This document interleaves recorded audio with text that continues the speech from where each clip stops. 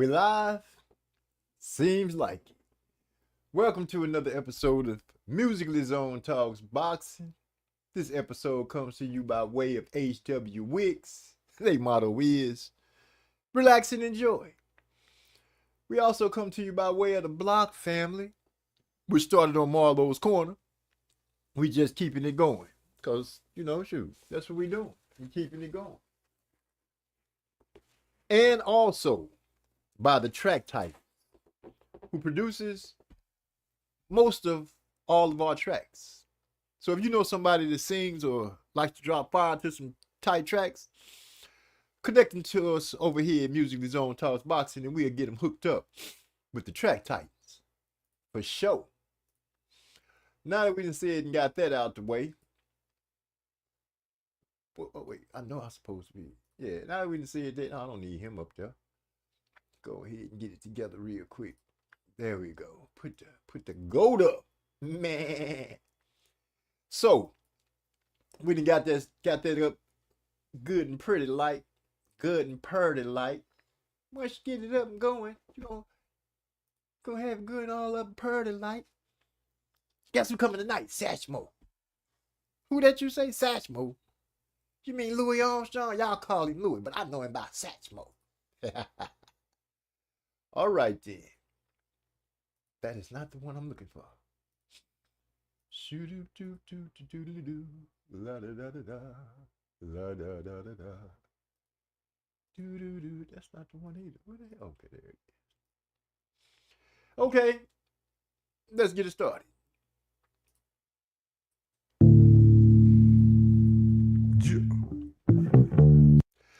We got another hot one coming off the mix. We calling it OG Stack. Give y'all a definition of what that's supposed to mean in a little bit. My boy EL out of H-Town reached out to me. Asked me to jump on with him, so this is what we did. Listen up so we get to rolling one good time. OG Stack.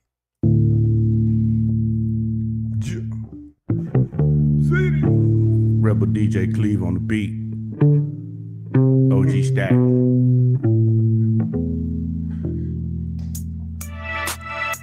Working behind the tree lines, modern day moonshines. Make no mistake, we some noon to noon grinders. Find a way, get it done. It's iron at play, hit and run. Body twice, head once. Usually that'll get it done. But if it don't, lay low till them frogs think it's all good. Circle back to his mama house. I think her shit is all wood. And if that's the case, big dog, you already know the play. Send them boys some pictures from the burner and tell them any day they gon' have to show face. And these streets are on the front row. We sitting back patiently. I chill and watch the blunts roll. Smoke floating around this bitch like Magoo's from the Flintstones. I'm having visions of body casts wrapped up in body bags, thrown in the ditch, then covered up with rat shit. Big ZD crazy as fuck. Yeah, I'm gone bad shit. Once the switch flip, ain't no turning back the time, dog. You done fucked up.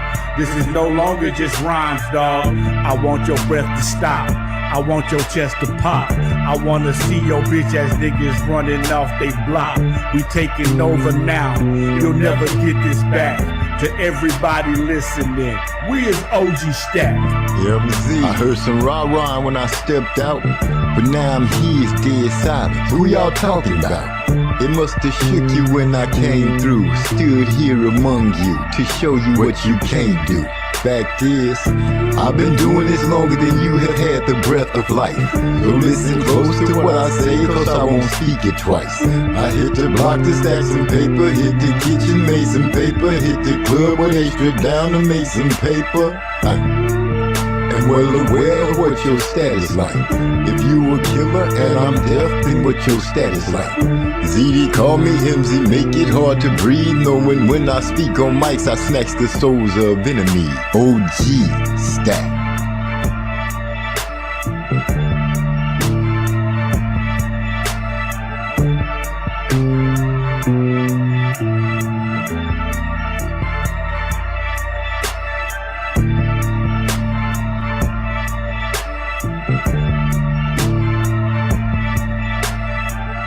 Let me welcome you to another episode of Music Zone Talks Boxing. Y'all know how we do.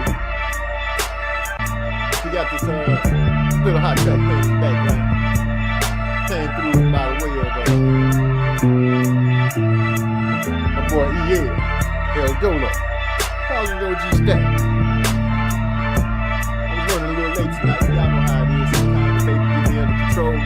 She had daddy running around trying to help get stuff together for this classroom. Because school has started. The little ones have to be put to bed on time now. You gotta start getting their kids' clothes together, you know. Things is gonna start looking real different because it's time for school to start. Gotta make sure those babies have breakfast, lunch, and all that good stuff ready so they can get started off to be a great day. They are our future. So be looking out for them. Welcome to the show. I know I got started kind of late. Like I said, y'all got to forgive me. I be on the wrong people's time sometimes. But, you know, we get here like we supposed to. We get it done. We get her done.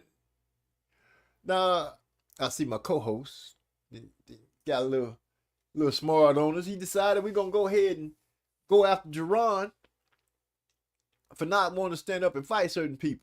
But we did kind of give him some props last week because, you know, he's moving up to a different weight class. You just don't want to run up in there and not be ready. You got an old school trainer who going to make sure that he get him prepared and ready to go. You know, that's all you can expect. So, you know, I'm not mad at him for not taking his fights right out the gate. You know, get him a touch up or whatever and let it go as is. I'm still trying to figure out who it is that he's exposed for ducking. The tough competition. I can't say that I'm fully on board with Hyphy with that one.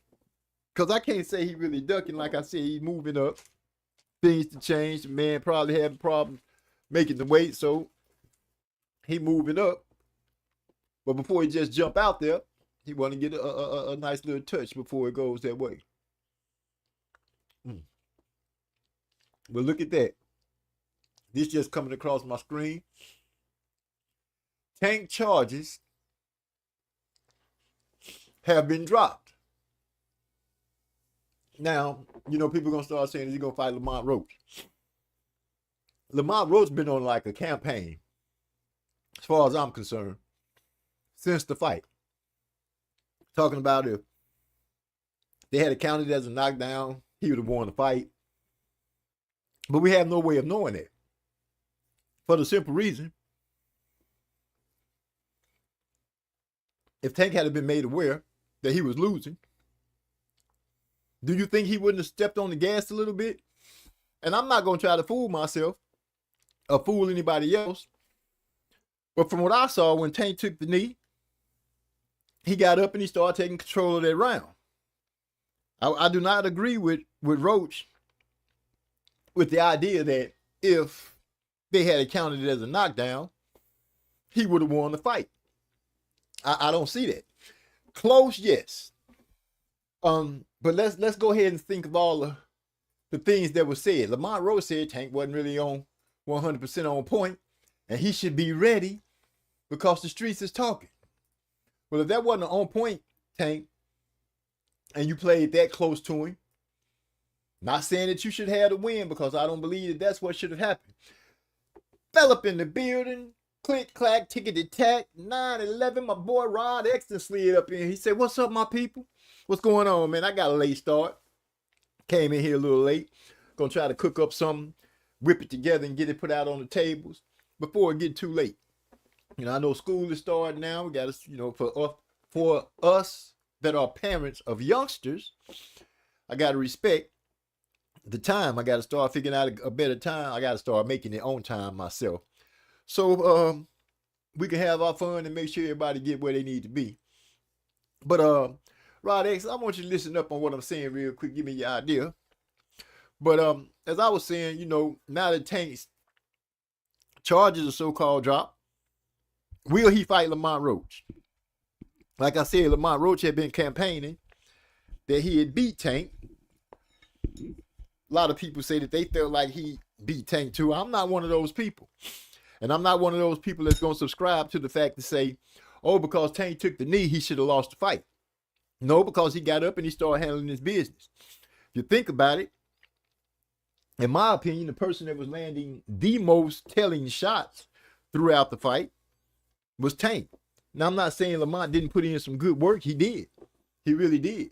But for the most part, Tank was able to answer him back. Now, some people said that Tank was getting frustrated because he threw through the shoulder, the little shoulder blast, you know, little things that was going on like that. I felt like he was just giving people something to look at. I feel like he was really messing with Lamont. I don't think he was really too much worried about Lamont. He went out there half-assing. Lamont went out there on full blast. You know, got himself a draw. But in no way do I think that if they have a rematch, that it would look quite the same. I don't believe that would take place. Because, like I said, there were certain instances within that fight that I thought if Tank had stepped on the gas and seriesed up, he could have probably put Lamont away. That's neither here nor there, but it is what it is. Oh, my goodness. My brother Trey Exton slid in the building, ladies and gentlemen, boys and girls. The man that can call a frog from a whale, a camel to the ocean. Hell, he could pull a starfish out and have him chilling with him in a minute, and they can be talking about the fight and copying what he's saying. Trey X in the building. What's up, man?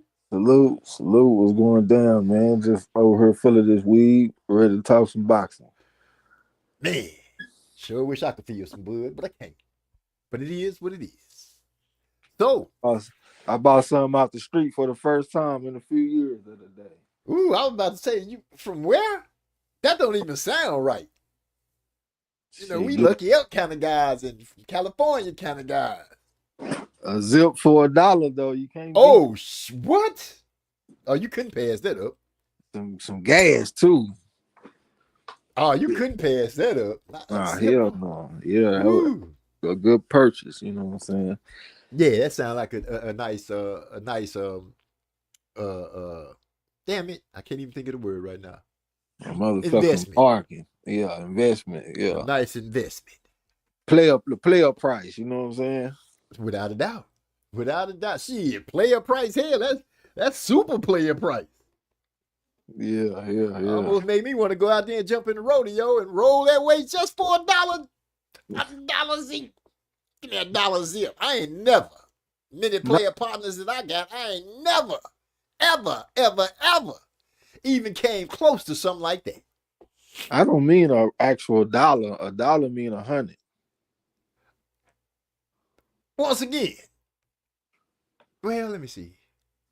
It was maybe once in a while a zip might come through for a straight dub. Bill. Yeah. But not too many times. Not too many times at all. Yeah, most of the time be like some outdoor or something, but this shit some indoor for $1. Yeah. Yeah, but what you on with this boxing though? Oh, I was just going. I see Tank's little charges that been dropped against him, and I was remembering I seen Lamont kind of made me think he was kind of campaigning, you know, with that conversation about it. If they had accounted to knock down Tank, he would have won the fight. But I really don't agree with that because I think Tank would have stepped it up some more and probably pulled away. Because I've seen instances in the fight where Tank actually could do that. It's not all about Tank and Lamont tonight. I just was on that situation for a little bit. It's a lot of things to go on. My boy Hyphy wanted to pick on Boots for whatever reason. He must have missed that we had already gave Boots not a pass, but an understanding of why he would like to have a tune-up fight. And the reason he got an old school trainer. So they just trying to walk him through the right way. Instead of just getting him out there and getting him bashed up, messing with Turkey. Back up to this Tank and Lamont Roach Jr. situation. Lamont Roach. Hold on. Eric Arden came in. He said, salute family, RIP to my little cousin, Dorian Ann. I love sis. Man, salute to you on that, RIP. Sure hate to hear that.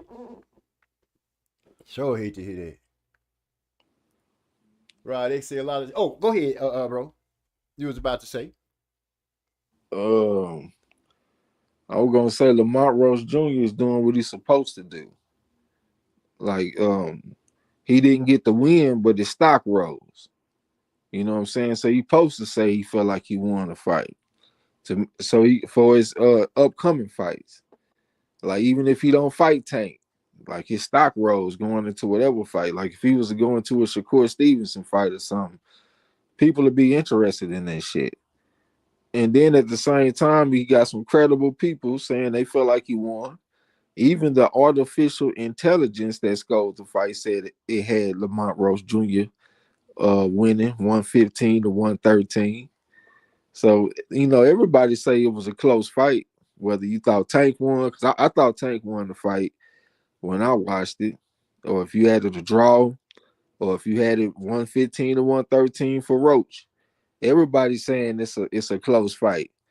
So if a motherfucker saying, I think I won a close fight, I can't hold that against him too much. And like I said, this is a business. You got to sell yourself. And him saying he felt like he got the win, keep people talking. Because like if he don't say nothing like that, are we talking about Roach right now? No, we're not. But by him saying that, he got us talking about him. He's selling himself. So I ain't mad at Roach, man. Do what you got to do. Yeah, beat on the drum, make that noise. But I don't know if they was. I'm still in limbo and wonder if they were ever going to even do the rematch. You know the way things was going. Rod X said a lot of times when the house fighter gets a draw, he probably lost the fight. That is true. It was a close one. I'm not debating that. I'm just saying that if Lamont Rose can say, "Oh, if he took the knee, if they had a score that I would have won," I don't subscribe to that for the simple reason, Tank could have came out and fought harder. Would you been able to deal with Tank fighting harder, putting a little more on his punches or what have you? I don't know. But I will sit down if they do get it lined up and properly ready to go. I will watch it to find out if the little red dude can handle his business and keep my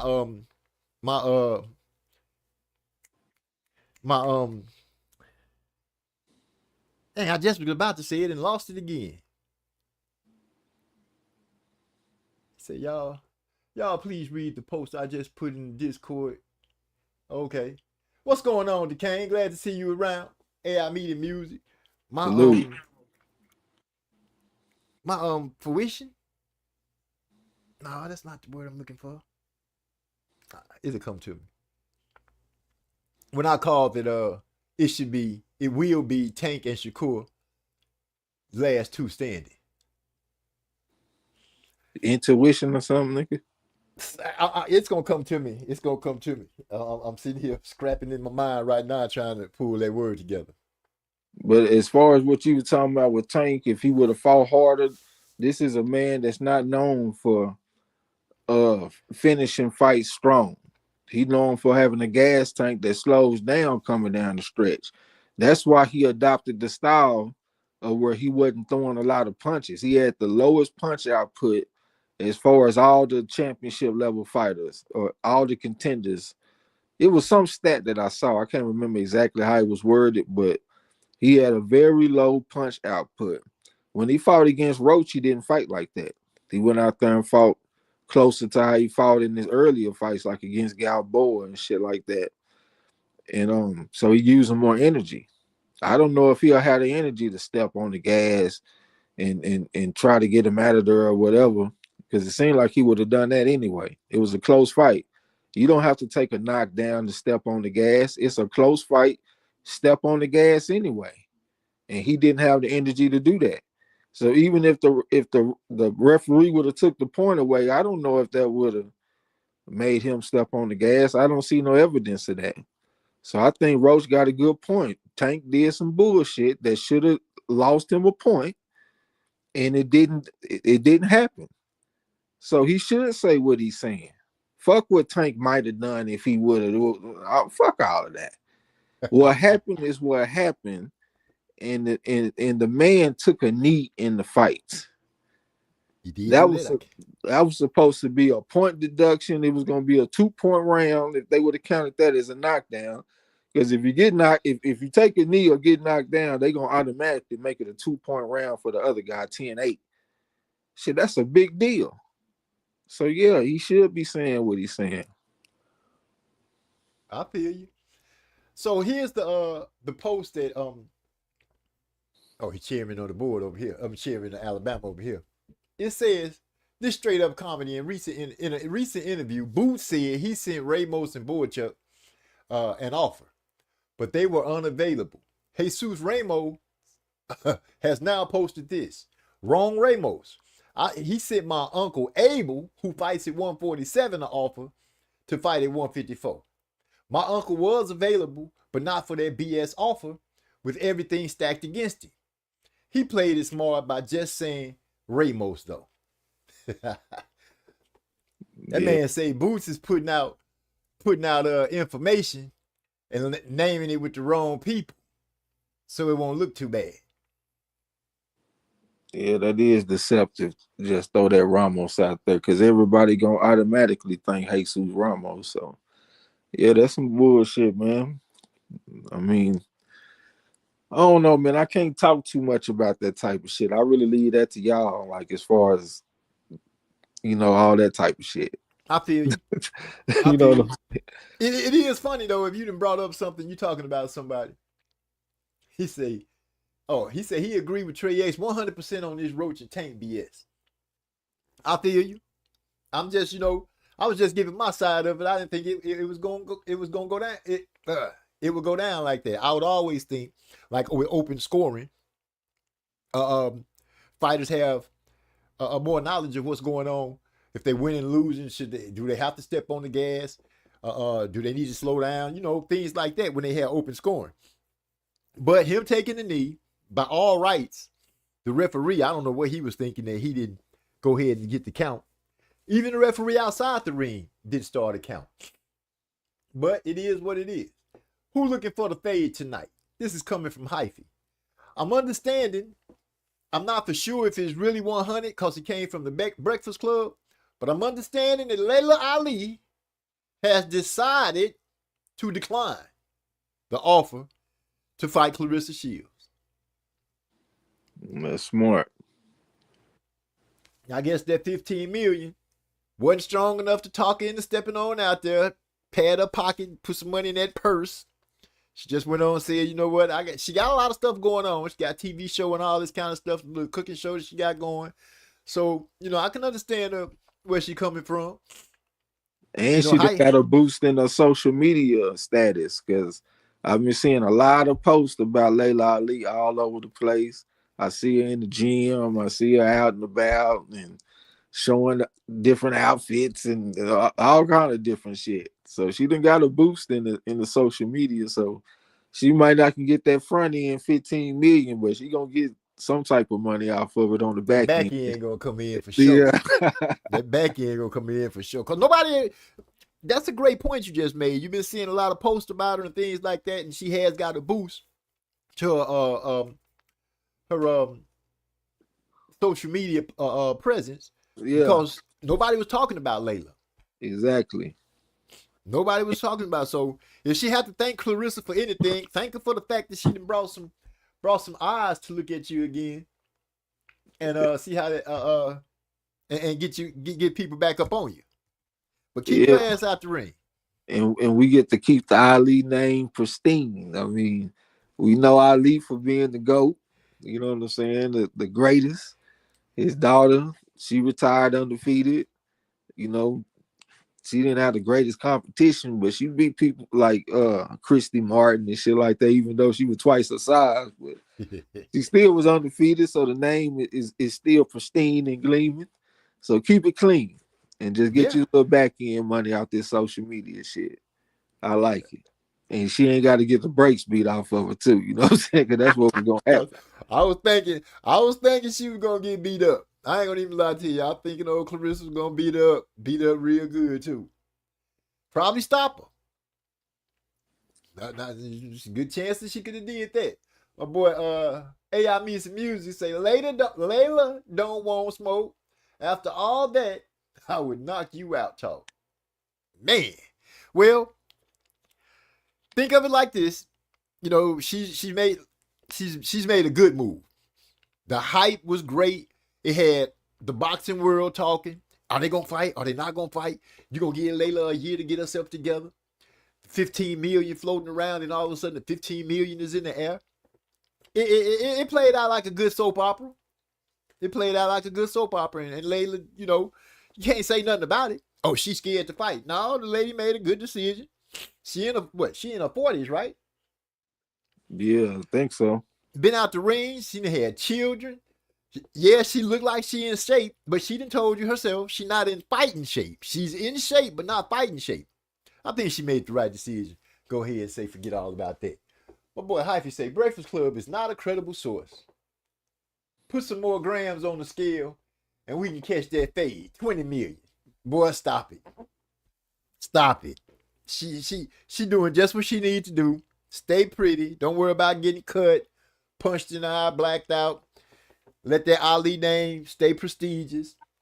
At least one of the Alis went out undefeated. Pops had 5 losses, and we can understand why. Which is, you know, let's just leave it at that. We ain't gonna call out no more. We're gonna let Layla go ahead and ride, see what kind of wave she can catch, get some of that back end money, some commercials or some endorsements or something with this cooking show that she finna pop out with. Yeah, some other boxing shit. Hyphy boy, Osleys Iglesias, he got a fight coming up at the beginning of next month against Vladimir Shishkin. So that's a step up fight for him. Looking forward to that shit. Hyphy say he think he gonna knock the motherfucker out in one round. Yeah, I saw that. I know he been knocking folks out like that. Like you been knocking everybody out. Like he got one of the most devastating recent knockouts against that Evgeny Tishink. I can't remember how you say his name, man. It's one of them Eastern Europeans, though. He knocked him out in the first round. I thought this dude would have a chance to go the distance because he just showed me some toughness in the past. He got hit with a single lead right hook and was on the ground convulsing down there. Got the hell knocked out of him. So he definitely bringing that power, and it's kind of strange coming from a southpaw going against orthodox fighters and shit. You know what I'm saying? It'd be the special one like a Tank or Crawford and shit like that to be knockout artists coming from that southpaw stand. So it is special. But this guy Shishkin, I think he got more than what his other opponents have shown me, though. He a more serious type of fighter to me. You know what I'm saying? Like he got a deeper amateur background. The motherfucker like a 4. Like in the ring, he just got like a more dominating type of presence and shit. He got some nice size for the division. I think he got robbed in Germany against William Skull. Most people that saw the fight felt like Shishkin should have won that fight. So he really should have like a championship right now. He like a championship level type fighter. So if he go out there and knock this motherfucker out in one round, that's really gonna be saying something, man. They need to drug test that motherfucker immediately. Unless Shishkin come out cold or something, you know what I'm saying? Come out with no sweat, just straight dry.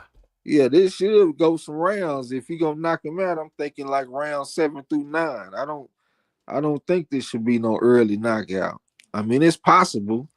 If a gun was put to my head, I would say the fight probably go the distance. Because Shishkin tough, like I said. Both of them got deep amateur backgrounds and all that kind of shit. Like I always say, southpaw versus orthodox. Both of them young too. It ain't like you got some old men off in there. They'd have been around the block, like as far as boxing in total, not necessarily as pros, but Shishkin got more experience than him.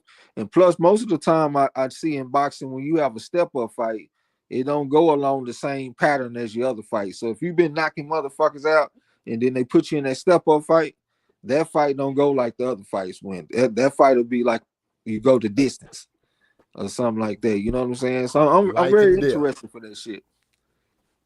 Those fights be life and death for some of these cats. What'd you say? I say those fights be life and death for some of those cats.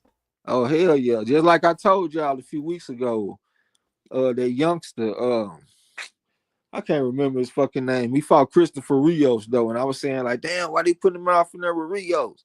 And we were like, man, you know, Top Rank get him some work and all that kind of shit. His last name was Navarro. Uh, that motherfucker had the fight of his life, just like I thought he would. It was only an 8-round fight, but he came out the fight cut up and bruised up and shit. The cut did come from a head, but Rios was on his ass. I'm talking about going to the body, just jumping on him with 2s and 3s and 4s and shit. He'll come with the uppercut every now and then, but it was mainly like just winging and hooking type of punches upstairs and downstairs. Navarro shows something though. He's a very good athlete. He got some real good coordination. You know what I'm saying? Like the way he was getting his punches off, it looked very impressive. But he just had somebody that's just a tough motherfucker. This is a step-up fight. This dude and I already been fighting some pretty decent guys and performing pretty well against them. Tough as nails. As a matter of fact, Navarro hit him with a liver shot. Most motherfuckers, I swear, if they would have took that liver shot that Christopher Rios took, they would have went down. He took a little half a step back. You could tell he felt it, and then he came right back with something. You know what I'm saying? Like just step up fight, tough. Telling you that right there was a learning experience, man. Them step up fights can be a motherfucker. So we'll see what's gonna happen with Iglesias and Shishkin, but I think that's gonna be like November the 4th. Not November, but September the 4th. Yeah, I thought that was in September. Yeah, September the 4th. Eric I say Champ did it right. All press is good. All press is good press. She ain't just responsible for her legacy, but her father's as well. Let Shields build her own legacy off her era. She's done that already. Shields has already established the fact that out of all the women, I guess the only name that you can call that you would be like, that would be a beast of a fight is Ann Wolf. But for most part, I think the consensus agree that Shields is top dog as far as women boxing go. If it was an A and a 1A and 1B, I would have to put Ann Wolf right there with her. I think Layla would be like third out of those three. I don't even think Ann Wolf is undefeated. I think she'd have been beat before. But if I look at they stories, like I got a woman that's got 2 kids. She homeless. She ain't got nowhere to go. She's sitting off in hospitals overnight because she knows that if a hospital sees a woman in the waiting area and she got some kids with her, she probably belongs there. Like she's there for a reason. Not somebody that's just camping out overnight trying to get some sleep and stay out the cold and stay out the rain and all this kind of shit. She ain't got nothing going on. She ain't got no money. She go to a gym, meet this guy named Pops, tell Pops, teach me how to box so I can make some money and take care of my kids. And so he put off in the ring, teach her some things, and she basically learned on the job. Ain't no deep amateur background or none of that shit. But she's a naturally tough and gifted puncher for a woman for sure. She got some natural ability. She's a natural. That's what we call it. We will call her today. She's a natural. And she out there doing her thing, but she still had to get some lumps on the way up. So we comparing her to somebody like Carissa, a woman that's really undefeated since she stepped into the ring. She took that one loss against Savannah Marshall, but I posted it in the Discord. She won the fight. It wasn't even a hard fight to score. I don't know how the fuck they gave that fight to Savannah Marshall. This woman should be undefeated in 70 amateur fights. She was 69-1. She the won Pan American Games. She the one at the AIBA World Championship. She the one at the Olympics twice. She done went to the pros and become undisputed in 3 weight classes and all this different shit. Ann Wolf does not compare to this woman. They don't even belong in the same sentence. I respect Ann Wolf. She a hell of a pioneer for women's boxing. She got one of the most devastating knockouts that I ever seen, man or woman, when she knocked out that tall woman. Yeah. That had some American flag trunks on. But it ain't no 1A and 1B with this. If you want to say Katie Taylor is a 1A, 1B or something, I'll be a lot more accepting of that than Ann Wolf. And I respect her, but it's just not the same. Nothing. I think I was just classifying, the older ladies against Clarissa. But we all know that Katie Taylor, they have to share the one spot. They would have to, because Katie been doing it a good minute just as well as Clarissa have. Yeah, she just didn't have the Olympics. She was winning at the AIBA World Championships. But I got Carissa ahead of her, though. I got her number 1. I put Katie Taylor number 2. Carissa undefeated. She is strong number 2. I just saw that one of them sanctioning bodies is ordering a rematch for Chantel Cameron. The first time Cameron beat her, then they had the rematch, and Katie Taylor got the win. I think it was controversial. Got to ask the Kane. And then they coming back for the third fight right here. But it seemed like the boxing experts seem to think that Chantel Cameron won both fights, but she got robbed in the second fight. So it looked like they might do it again. And Katie Taylor ain't done nothing but got older and had some more wars since they fought last. So she probably ain't gonna be as good of a version.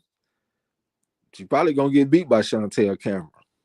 If I have to bet my money, I'm putting my money on Chantel Cameron. Huh. But you can't count out Katie Taylor. Can't count her out, but I put my money on Chantel Cameron, though. She just seemed like she got the style to beat her. She done beat her once already. She done proven it. Yeah.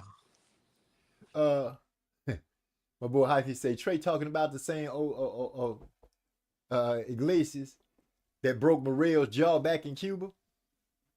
I ain't know nothing about it. That's who he talking about, but we don't know about the jaw broke. Yeah, I don't know nothing about no jaw broke, but yeah, they do got at least one of their fights recorded on BoxRec. Like if you go look at the amateur fights on BoxRec. But that's a Southpaw versus Southpaw matchup. So if you telling me some shit like that happened in that type of matchup, I ain't surprised. Southpaw versus Southpaw. Both of them aggressive type fighters. You know what I'm saying? See, I think I screamed goddamn at my old part-time job off that KO. Old girl with the red, white, and blue shirt, with the American flag on.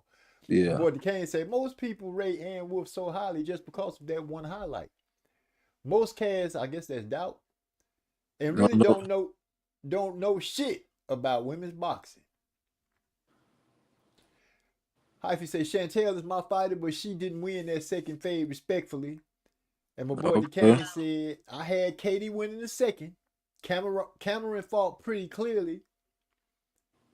Wait, what? Well, sometimes I be thinking like this nigga beat her up in the purse though. I be like, man, this nigga MZ kids must take after their mother. Because they all come across as very smart, very intelligent. This nigga here can barely read. You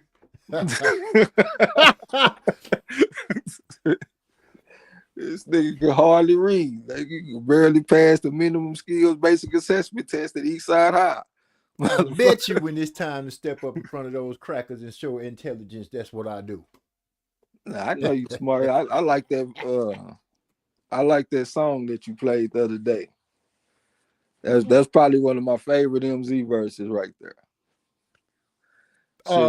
Really, you one of my favorite rappers. The reason I say that is because you don't remind me of nobody.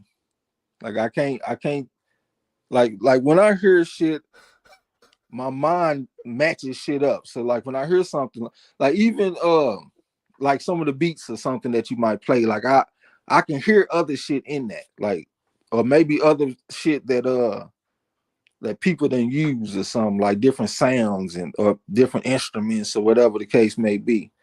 But when I listen to you rap, I can't think of nobody that sounds like you. You know what I'm saying? I appreciate that. Yeah, I be fucking with that shit. I appreciate that. I played two of them. You talking about the I'm Light or the one that different game? Because it was two of them. I don't know the name of the one you like. Tell them don't freeze now. I'm playing chess. Come through. Yeah, that's the a different queen game. I was speaking boy. No, those words quick to the bitch.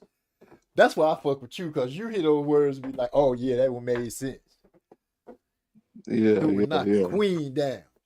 Speaking of queens, Nyla, you seen this about 7 hours ago. Her dad put a post up that Shaq from Reebok is about to put some shoes on this little girl. That's crazy. Like her own shoe line or something? Yeah.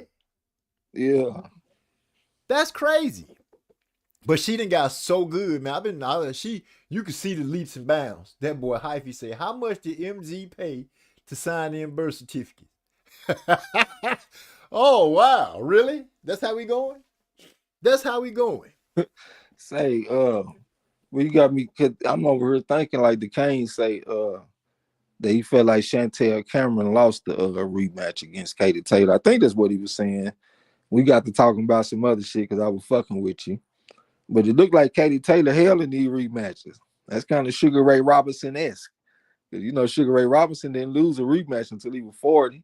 And it seemed like she having these tough fights. And some people think she might have lost, or she did lose officially. And then she come back in the rematches and fight hard than a motherfucker. And don't give you shit. Yeah, man, Katie Taylor is a motherfucking beast, man, for real. I thought the people were saying, the boxing pundits, I thought they were saying she lost both fights, but they saying that she lost the first fight and then won the second fight clearly. That's what Hyphy and the Kane said. Oh, boy, the Kane say, that mean don't know shit about boxing. I kind of got that. Here, go out saying, damn, y'all lit me up tonight, quick too. That boy said MZ graces and unlock beats like Snoop. I agree he has his own sound, but there's only 2 MCs I know that you can throw any beat at, and he snaps like Thanos. He said Trey is right.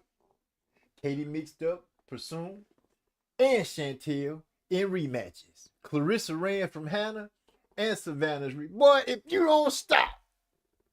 She ain't ran from no damn rematch from nobody. I can't let you get away with that, Hyphy. I just can't do it. What that boy say in barbershop? Now you done gone too far. I can't stand there and let you say what you're saying about Orissa like that. Oh, I can't say that? Crazy ass. Yeah. It was something I was about to bring up and touch on.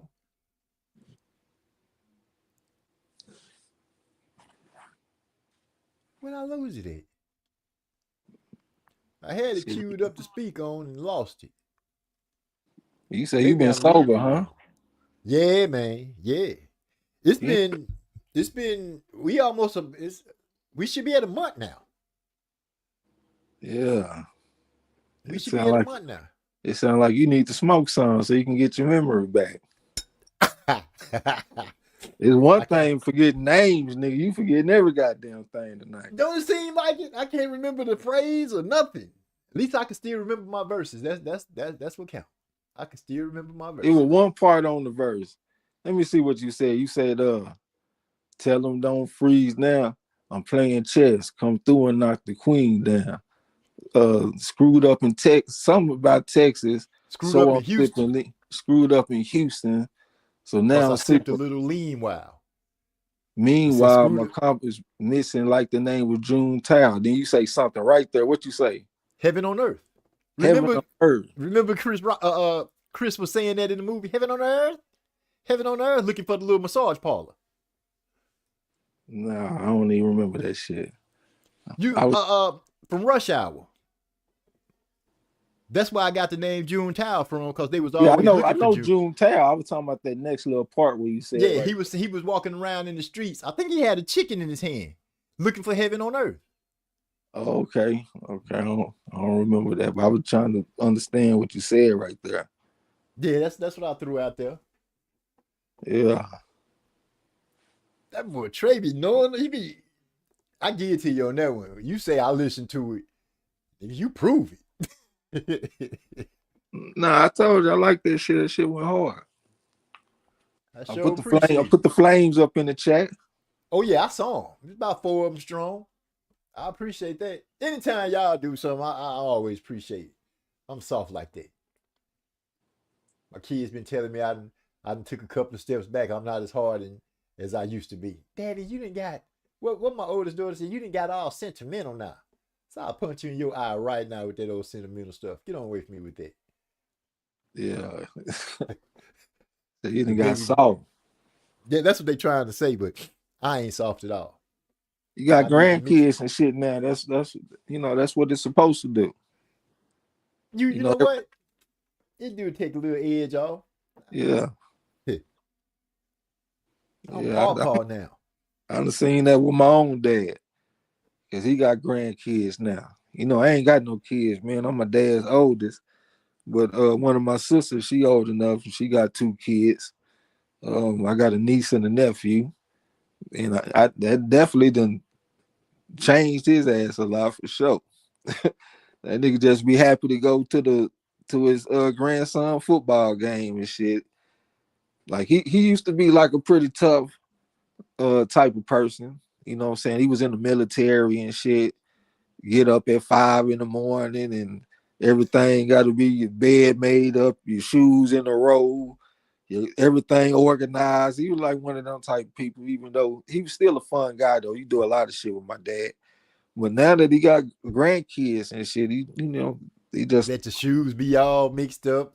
Yeah, they can do whatever the fuck they want to do. The shoes ain't got to be lined up. Bed ain't got to be made. None of that shit. They got the PS5 and all this shit. You know what I'm saying? Yeah. My grandson be walking around with crackers and shit in his hand, knowing I wouldn't let nobody walk around in the house doing that kind of stuff. He walking around, crackers, crumbs falling all down, chest all juicy because he's slobbing all over the place. Grandgirl leaving cups everywhere. And everybody looking at me like, oh, so they can do that. Like, yeah, you know, they can do that. Y'all clean that shit up. Yeah. I don't know why though. For some reason, he been kind of gunning at me at the poker table a little bit lately. He been on some fuck around and find out type of shit here lately. You know what I'm saying? I mean, we go to a pretty soft game right here in town, and it's just like a bunch of street niggas. It ain't no people that's really taking the game serious. Ain't nobody read no books. Ain't nobody doing no studying and none of that shit. They just come and gamble and just have fun. So like I'm one of the only people that's gonna be at the game that take it seriously. So why the fuck you gunning at me? Nigga, you should be gunning at them. You know what I'm saying? But for some reason it seems like he's trying to prove a point or something. Like he keep on trying to pull these fancy, masterful plays against me and shit. And I'm seeing through the shit. You know what I'm saying? And what you doing, man? He been getting picked off. He called me yesterday. Like I could tell like he been thinking about it. He been I can't explain it, but it's like he called me. He kind of mentioned it, but it was kind of like in passing. Like I can't even explain what I'm trying to say. He hit at it, but he didn't hit at it. Yeah, got like the conversation going, but he threw it in there real quick. Yeah, just like to let you know. Yeah, it's like he been getting fucked up, but at the same time, he feel kind of bad for what he been doing almost. Like, why the fuck you going at me? Nigga, I'm your son. We got all these other niggas out from here that we can win money from. Why the fuck you going at me? And I ain't gonna do nothing but put this size 13 in your ass. Shit, coming to fuck with me. Square. He probably saying that he laying there, man, I'm trying to put these boys on the ropes, man. I need you to follow suit. Pay attention to what I'm doing here. I'm leading you down. I'm throwing you the alley oop. You're supposed to catch it. Yeah, really, we should just stay out each other way. If it's if you ain't got a strong hand, just stay out the way. And that's what I've been doing. Like if I ain't got a strong hand and I see my dad is being aggressive in the pot, I'll be a little bit more passive and get on out the way. But he trying to make all these plays of the century and all this old type of shit, trying to prove to me that he better than me or some shit. And he ain't never been better than me. I love my dad, but it is what it is. Like he has always increased my win rate whenever we played together. And this is well known knowledge between us. So like, nigga, why you doing all this extra shit? You know me, I'm gonna come in here, I'm gonna play for 3-4 hours. I'm gonna get my little money and I'm gonna get out the way. Just let me do that. He one of them people that's gonna play for 8, 10, 12 hours. So you know you just gotta deal with me early. Let's just avoid each other as much as possible. Let me do my thing, get out the way, and then you got the rest of the day to be the best player in the world. You know what I'm saying? I say the rest of the day to be the best player in the world. Yeah. You proclaim it like LeBron. I'm the best player in the world. Yeah, square bit. This hyphy gonna say MZ daughter told me he going through the same phase Common went through when he got with Badu. Boy, please. Nothing finna have MZ throw it off like that. Badu had everybody throw it off. Andre 3000, Common, who else? She had them lined up for a minute. Baby's popping out from everybody.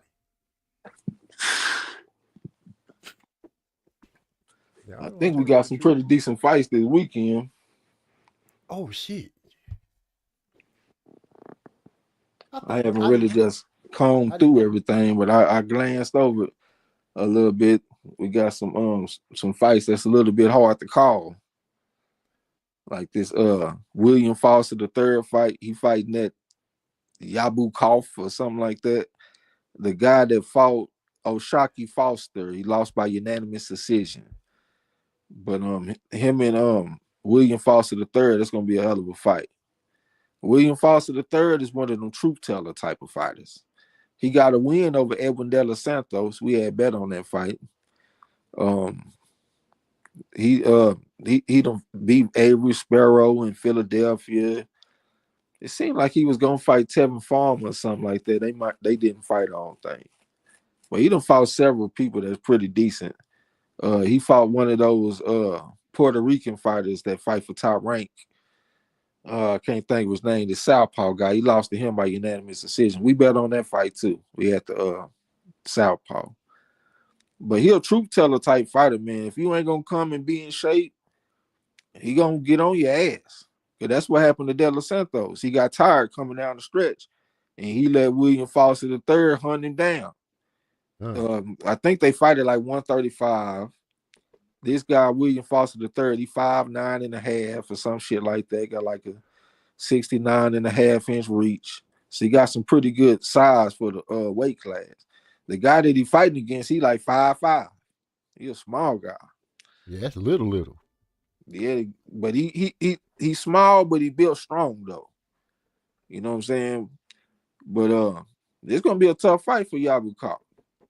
I'm pretty sure he's gonna be the favorite. I think on BoxRec they had him ranked like number 20 or number 17 or something. They got William Foster the third, number 59. He ain't no number 59 in the division type motherfucker though. William Foster the third, he a bona fide 3. He was a multiple time national championship silver medalist. Like I said, he's already been fighting good competition. I don't see why the fuck he ranked number 59 on BoxRec. Yeah, to me, he at least like a top 20 type guy to me. But that's gonna be a hell of a fight though, man. I can't wait for that shit. My brother DeCane said the fight he looking forward to the most this weekend is Ray Ford versus Abraham Nova. Yeah, Supernova. That's gonna be a good one too. For me, the question is whether Raymond Ford gonna knock him out or not. I done already seen Abraham Nova get knocked out by a southpaw before when he fought Robesi Ramirez. He got knocked out in like 5 rounds. I want to say it was like a 3-2 combination from the southpaw stand. Bang! And I remember that shit too because we had bet on Robesi Ramirez by decision. So yeah, that when he hit him with that left hand and knocked him out, boy, I was sick. And I ain't even have to bet all that because they already had the odds real close. This is before Robesi Ramirez really just broke out and was like whooping all kind of ass and like being reflected in the odds. So he was underestimated going into this fight. They had to fight close as far as the odds. And all we had to do was just take Robesi by on the money line and we would have made a decent profit.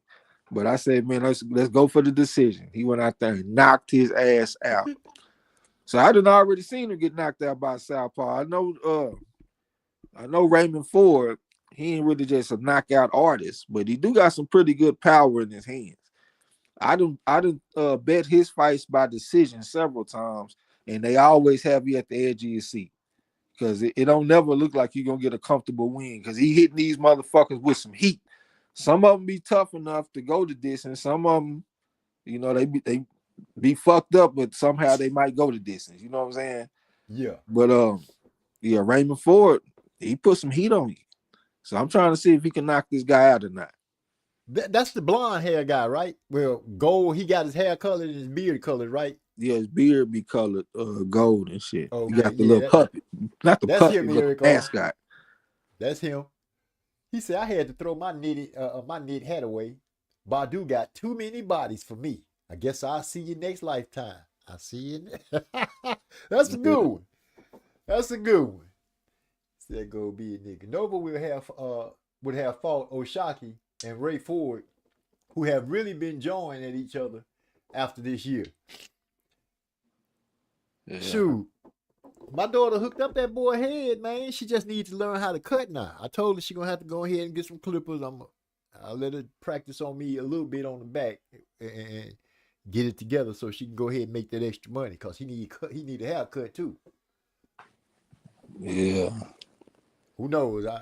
Dad, you want me to ask him if he can come on the show? Nah, I don't want to be seeing him thirsty. You just go ahead and do his hair, and that's that. Yeah. I don't want nobody to say, oh, I just ain't trying to put that kind of situation on. I don't even want to bring that kind of situation to her. You know what I mean? Yeah, it really ain't that type of channel anyway. Right. My boy Eric also said Ramirez be pissing me off though. Why? Why he be pissing you off? Yeah, what he do to piss you off, man? I know you ain't holding the Rafael Espinosa loss against him. Yeah, he fought a goddamn emergency fighter. He fought a giant in the weight class. He did lose his debut. I think he got revenge on the guy, though. I like Robesi. Robesi a hell of a fighter, man. He just ran into Rafael Espinosa. Oh. He said MG gonna be walking around with that one lock. Boy. No, man. Hell no. Well, if she, you know what? Now you mention something like that, we're going to get her a mannequin to practice on. That's what we're going to have to do, get her a mannequin. We ain't finna, I see a lot fall off. Boy, we're going to have a problem. Big problem. Man, you got to stay consistent on posting the schedule, my dear brother. You right. I had looked at it the other day, and my mind said to post it, and I thought I was posting. I ended up doing something else. I don't know what I did.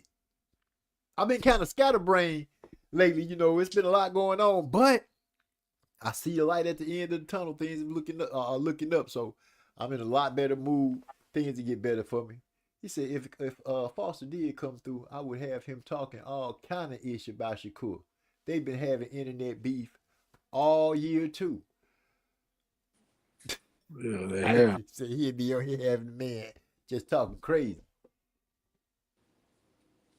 He said he dropped 2 to Espinosa when I picked him up. Oh, that's why he mad at it. Yeah, that's an emergency fighter though, man. Espinosa whooped the shit out of a bunch of them.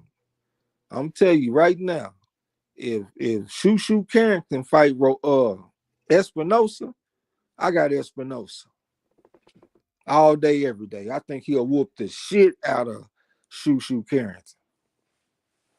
Too big, too much power, and he got them long arms. He bring that pressure. I done seen him get knocked down and get up. Robesi actually dropped him in the first fight in the 5th round. Hit that motherfucker with a right hook, southpaw stance, right hook, and dropped him. That motherfucker got up and went right back to work. So he tough. He like one of them towering inferno motherfuckers. He just down there at 126. For real. Don't hold that against him, man. Robesi is really small for the weight class. You know what I'm saying? So you got somebody small for the weight class going against a fucking giant. And he bringing that pressure too. Hyphy said he got Robesi mixing up Lil Bruce. Yeah, Robesi might whoop Shushu. He might. I don't think that'll be an easy fight for Shushu at all. As a matter of fact, that'll be a good fight for Shushu next. I know they just need to get Robesi a fight because he ain't had a lot of activity. But if he ain't coming in off no long layoff or nothing, shit, I gotta take a long look at Robesi. That's a motherfucking bona fide 5 going against Shoo. Yeah, he got action. Action Jackson. Who Matisse finna get ready to fight? Who the fuck is Matisse? Lucas Matisse, brother. I mean, no, I'm saying the wrong name. I meant to say Subriel. Oh shit, I don't know. Who he getting ready? I thought I saw his name. He say he want to fight Pitbull. I said I wanted to see that fight like a year and a half ago. That's one of the best fights that could be made in boxing. Pitbull Cruz versus Subriel Matias. Tell me that ain't action. That ain't fireworks. Yeah. Both of them are gonna come and try to swing them things. And ain't now one of them really the type of fighter that's gonna step back and try to box. I ain't never seen Matias try to box. I ain't never seen Pitbull try to box. I see him just coming forward and swinging. He getting up in there. And Matias, he gonna bring that smoke. So yeah, man, I would love to see that fight, man. Gary Antoine Russell, he say Subriel say he want to lock it up with Gary too. This what hype he putting out there. I think Gary Antoine Russell to get right on his motherfucking ass too. I done already seen the man struggle with the southpaw stance a little bit, like when he fought against Liam Paro. You know what I'm saying? And Russell, he gonna bring that motherfucking smoke. I think he'll whoop his ass. And plus, I saw Matias. He fought this dude back in the day, man. This Eastern European. I can't even think his motherfucking name. He the dude that gave him his first loss. And he got a little bit of a punch to him. It's not really reflected in his record because he done fought some pretty tough guys. But he got a good punch to him. So if you really got some power and you can make him feel it, he will respect it. He gonna still keep on coming and doing his thing, but he ain't gonna be as reckless. So I done already seen the motherfucker take some power punches. I would be very interested to see how he take Gary Antoine Russell power punches. And he ain't got no great defense. He gonna be able to get hit easily. Everybody he fight hit him easily. I want to see if he able to walk through them punches. Shoot. Speaking of Gary Antoine Russell, he fighting Dervin Rodriguez. That should be a decent fight. I don't even know who the fuck that is off the top of my head. Yeah, I'm looking at the list. I don't know how I didn't put it up there. You got it posted? No, I don't. Let me take a picture of it and post it up there. Yeah, post the goddamn schedule, brother. I told you, man. Things is back. Things is looking a lot better. Where the fuck did I just disappear to? We got us a 15-round fight this week. None of that 10-round bullshit. See if we can do something with this Chow Ross this week. We got that youngster stepping up, Moses Itama. He's gonna be fighting against Dillian White. Step-up fight. The heavyweight? The guy with the kind of short afro that everybody talking about they want to see what his chin like. Yeah. He made a good point to me when he said everybody talking about they want to see my chin. But boxing, the art of boxing is to hit, not get hit. So, I feel him on that. And I do understand why people say they want to see how he gonna react to when he have pressure up on him, when it's controversy. You get knocked on your ass or get stung, they want to know how you going to react. Are you the guy that's going to curl up and just let the fight get away from you? Or are you going to hold on, bite down, and keep on pushing? Well, I mean, he going into a step-up fight against Dillian White. Dillian White just ain't had the activity. He been just so inactive lately. So that got me thinking. I think Hyphy said the same thing, that he feel like the motherfucker probably get stopped early. I was thinking like maybe some mid rounds, like 6-7 rounds or something like that. But Itama looked like he might be the real deal though. He looked like he got a little bit of science to him. He a thinking fighter. He like to feint and shit too. Yeah, one of his best knockouts, he feinted the motherfucker and then hit him with the left hand, and it was pretty. You know, it's not every day you look at the heavyweight fight and say, man, you know what, that was pretty. But I looked at his shit and I'm like, man, that shit looked pretty. So he looked like he might be the real deal. We'll see. Yeah, only time I can tell. Hyphy say, speaking of Gary, he another one that just called for Bozzy's son at 154. Not Luke, you talking about the younger brother, right? Because I know Mr. Gary ain't calling out nobody no one. Well, he might be calling, you know, he talking about the one that beat him 3 times in the amateurs. Okay, the son. I mean the son. The little brother. Yeah. The nigga that's closer to his weight class. But yeah, he beat him 3 times in the amateur, so why wouldn't he think he can beat him? But that's not realistic though. That motherfucker fight at 140. This dude here went to 154. So everybody want to jump weight classes now. Nobody want to stay at home. Yeah, they trying to. I wish I could give a damn about Dillian White fight, but I don't. Dillian never excited me as a fighter. I just don't like the way. Maybe it's the way he look. I don't know the way he act. I don't know what it is, but him as a fighter, I just never looked at him as. I'm like, dude, are you gonna? As many chances they gave you at a bite of the apple, are you gonna ever win a belt? I don't think he championship material. Is that wrong to say?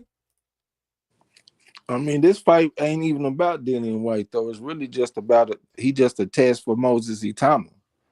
That's who we there to watch. But Dillian White he ain't the greatest fighter, but he done had his moments though. Like he beat that motherfucker from what's the New Zealand fighter? Joseph Parker. He beat him, right? I think he beat Joseph Parker. And then it was another fight.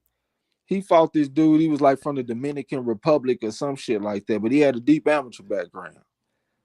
I can't remember his name. I think this dude went to Bridgerweight. But him and Dillian White had a good fight. And Dillian White was able to fight him on the inside and fight him on the outside. Because the dude, he was trying to come to him in a straight line and bring that power to him. Shit, Dillian White was able to box that motherfucker a little bit. And then when they got on the inside, he was able to work to the inside on that motherfucker a little bit. So for a dude that didn't have a lot of amateur background, and he went against somebody that had a very deep amateur background, and he looked like he was the more experienced fighter in the fight, I thought that was impressive. Okay. I got the schedule posted up. I think Oscar Rivas or something like that is the dude I'm talking about. I think it was Rivas. Let me see if I can find him. Moses versus Dillian. Fastest heavyweight versus the slowest heavyweight. Take the under. Yeah. Dillian White, he fought against Oscar Rivas. This was back in 2019. And Rivas had the deep amateur background. He actually from Colombia. But he took his one and only loss going against Dillian White. And he higher on the pedigree scale and shit. Listen to Eric R saying Boots needs to move up. He don't need to add to the list of fighters staying too long in lower weight classes, especially when there isn't any real competition. Well, you can look at some of his moves and say, okay, he kind of putting himself in the position to where the fights he missing out on the big fights. Eddie Hearn is yet to prove that he could take an American fighter and build on his stardom. You know, you would have thought that he would have been able to get Boots out there. Boots was already, he already had a nice little following and everything. You would have thought that Eddie would have been able to pull something together to get Boots in there with a big name or two. But let's not just throw the straws out the window yet. He might still have time to pull something together. But staying at 147 and then coming with the doctor excuse about he not being able to handle his business, but he wanted to try to unify. I won't. You know, I said it before. I'm not gonna lean on him too bad. At least he did beat Stanionis and then moved up. Now it's time to start cracking some eggs and mixing some flour together. Get that get some yeast and stuff together so he can get something rising. Cause if you notice, time don't wait for nobody. You blink twice, and next thing you know, you at the end of your career. Especially how these guys be missing out the ring 8-9 months after a fight. These promoters better watch out for Jake Paul. He coming, ain't he coming, man. He just signed a 5. That motherfucker just signed a 5, nigga. Jamal Harvey, AIBA World Championship gold medalist, Olympian too. He didn't medal in the Olympics, but he won him a gold medal at the World Championships. That's normally the type of fighter that go to Top Rank. That's somebody that you can compare to like a Tiger Johnson type guy. You know what I'm saying? They got about the same type of pedigree almost. But like I said, they normally go to Top Rank. Shit, Jake Paul just got him one. Well, shoot, Top Rank right now, they looking shaky. What we gonna be fighting at? You know what I'm saying? That's what in my opinion, that's what the signees are saying. What we gonna be fighting at? What channel we on? Jake Paul has proven I can put you on Netflix. What else did he fight on? Other than Netflix. He be on the zone a lot. Okay, and he be on the zone. So he has proven that when he have his fights, it's money to be made, and the fights get some good shine about him. So I agree with you 100%. The man is he is coming. We was giving him props for making moves with the ladies, but if he starts slicking and being smart and starts sliding in some good male fighters, yeah, they're gonna have to deal with MVP and Jake Paul. And he young too. So he'll be around for a minute. Just look at Don King when he's still around. Fossil. You know what I mean? But if we get somebody that's in there that's getting good fights regularly, once again, I give Jake Paul this salute. I ain't gonna even talk about his boxing career no more. I'm gonna just let it be what it is. Let him work what he working. Yeah, that was a major signing for me to see Jamal Harvey go over there. And plus, I done heard some other fighters have MVP high on their list of potential promotional companies that they want to go to. So yeah, I think he gonna start signing some people, man. I think his shit gonna blow up. But if I was a fighter, I'm still going to Top Rank though. Don't nobody build you like Top Rank. And I ain't talking about just build your name for pay-per-view. I'm talking about build you as a fighter. Right. That's where I'm going. I'm going straight to Top Rank, nigga. Cause they gonna get you in them fights. They gonna put you in there with Christopher Rios and all these type motherfuckers that's gonna get you ready. We don't know how Jake Paul is gonna build a fighter. Eddie Hearn, he don't know how to build a fighter. He'll get you activity. Like you ain't gonna get with Eddie Hearn and be on the couch.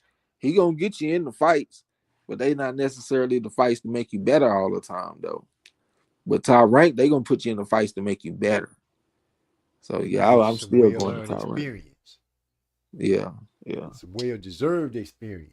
But it looked like the most attractive destinations right now might fuck around and be Top Rank if you just really about the steak and potatoes.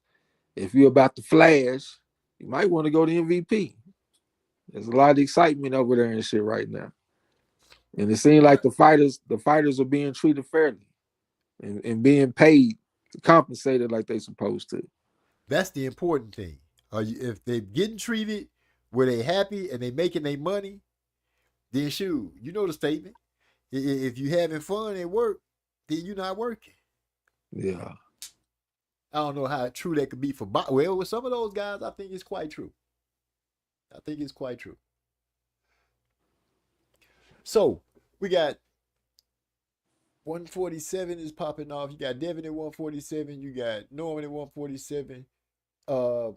Leon Paro just went to 147 too. He talking about he want to fight some motherfuckers. Oh wow. Stanionis, I'm pretty sure he gonna come back to 147. Who name am I missing? Conor Ben say he still want to go back to 47. Yeah, but we gotta wait what 2 years probably before he go back to 147 because he finna face Eubanks again. I don't know. I ain't heard nothing official on that. Yeah, I heard him talking about it. He was like he was gonna fight him one more time and fight Eubanks one more time, and then he was gonna go back down to 147. I thought he would have stopped at 154, but he said 147. I'm gonna see how that work out for him. We I got guess a it'll good, work out good. You know, he take that stuff. we got a good fight this weekend with Sam Goodman versus Nick Ball. I'm looking forward to that one. We got some money on Sam Goodman. We got like 6-1 odds for him to win by decision. So that's a hell of a payout. I know we behind the like the card the deck is stacked against us a little bit in now. I mean, you know the politics probably want Nick Ball to win. He got more power. Like he known for knocking motherfuckers out. He a real wrecking ball. Like he gonna get up in there and put some shots on you. He a little guy, but he gonna get up in there and put some mean shit on you. Sam Goodman is more like the classy type of boxer. You know what I'm saying? He come from Australia, 4 on the pedigree scale, fought at the AIBA World Championships, winning national titles and shit out over there in Australia, Commonwealth Games, all that type of shit. He more like a traditional classy type motherfucker. He'd have been tested in the ring. He fought against Rais the Beast Alim and beat him. Everybody in the chat Ross had Rais the Beast Alim. MZ don't remember, but he was the only person that picked Sam Goodman to win the fight. Roll with the pedigree scale because That's right. Rais Salim is a bona fide 3. He is a 3-time national championship bronze medalist. So you're a bona fide 3. And Sam Goodman is a 4. He went out there and handled his business. Over 100 amateur fights. So he going up in weight though. That is one thing. But since I've been like really paying attention and breaking down fights, fighters going up in weight is not as much of an issue as I once thought it was. Like I would see guys like, let's say they fought at they next upcoming fight is at 140, for example, and I'm thinking they are Iron Man, but I haven't seen that they are Iron Man at 140 yet. If they show me they've been an Iron Man at 130 or 135, I've seen that I can trust them to be an Iron Man at 140. Like one different weight class is not gonna change shit too much. Even 2 weight classes sometimes. Like I said, if you show me that you're a Iron Man at 130, overall I can trust you to be an Iron Man at 140. You know what I'm saying? So that moving up in weight shit ain't as much of an issue. Just 1 weight class, or maybe 2 at the most. You know what I'm saying? If it's not a big jump. So I think Sam Goodman should have enough to go out there and outbox this motherfucker. He a big underdog, but the shit, I'm riding with Sam Goodman, man. Fuck it, go ahead and take me on out. I at least think he can go the distance. So just make it to the end, huh? Just make it. I ain't asking you to win the race. I'm just asking you to make it to the end. Well, no, I got a bet on him winning by decision, and I also got a hedge with the fight going the distance. And the thing about it is, it's one of them hedges where you could win both of them. Right. Because if he win by decision, that means that you gonna win the other bet too. You know what I'm saying? Eric Green, he said, "Yep, sign with Top Rank to build your name, up. Then go to the big time event makers after you got all the skills and all the polish and spit that you need. Then you go to those people and say, I'll make you a pay-per-view star." Yeah. I heard too much from PBC lately. Yeah. Then you can go to Turkey or somebody after you done got right. You know what I'm saying?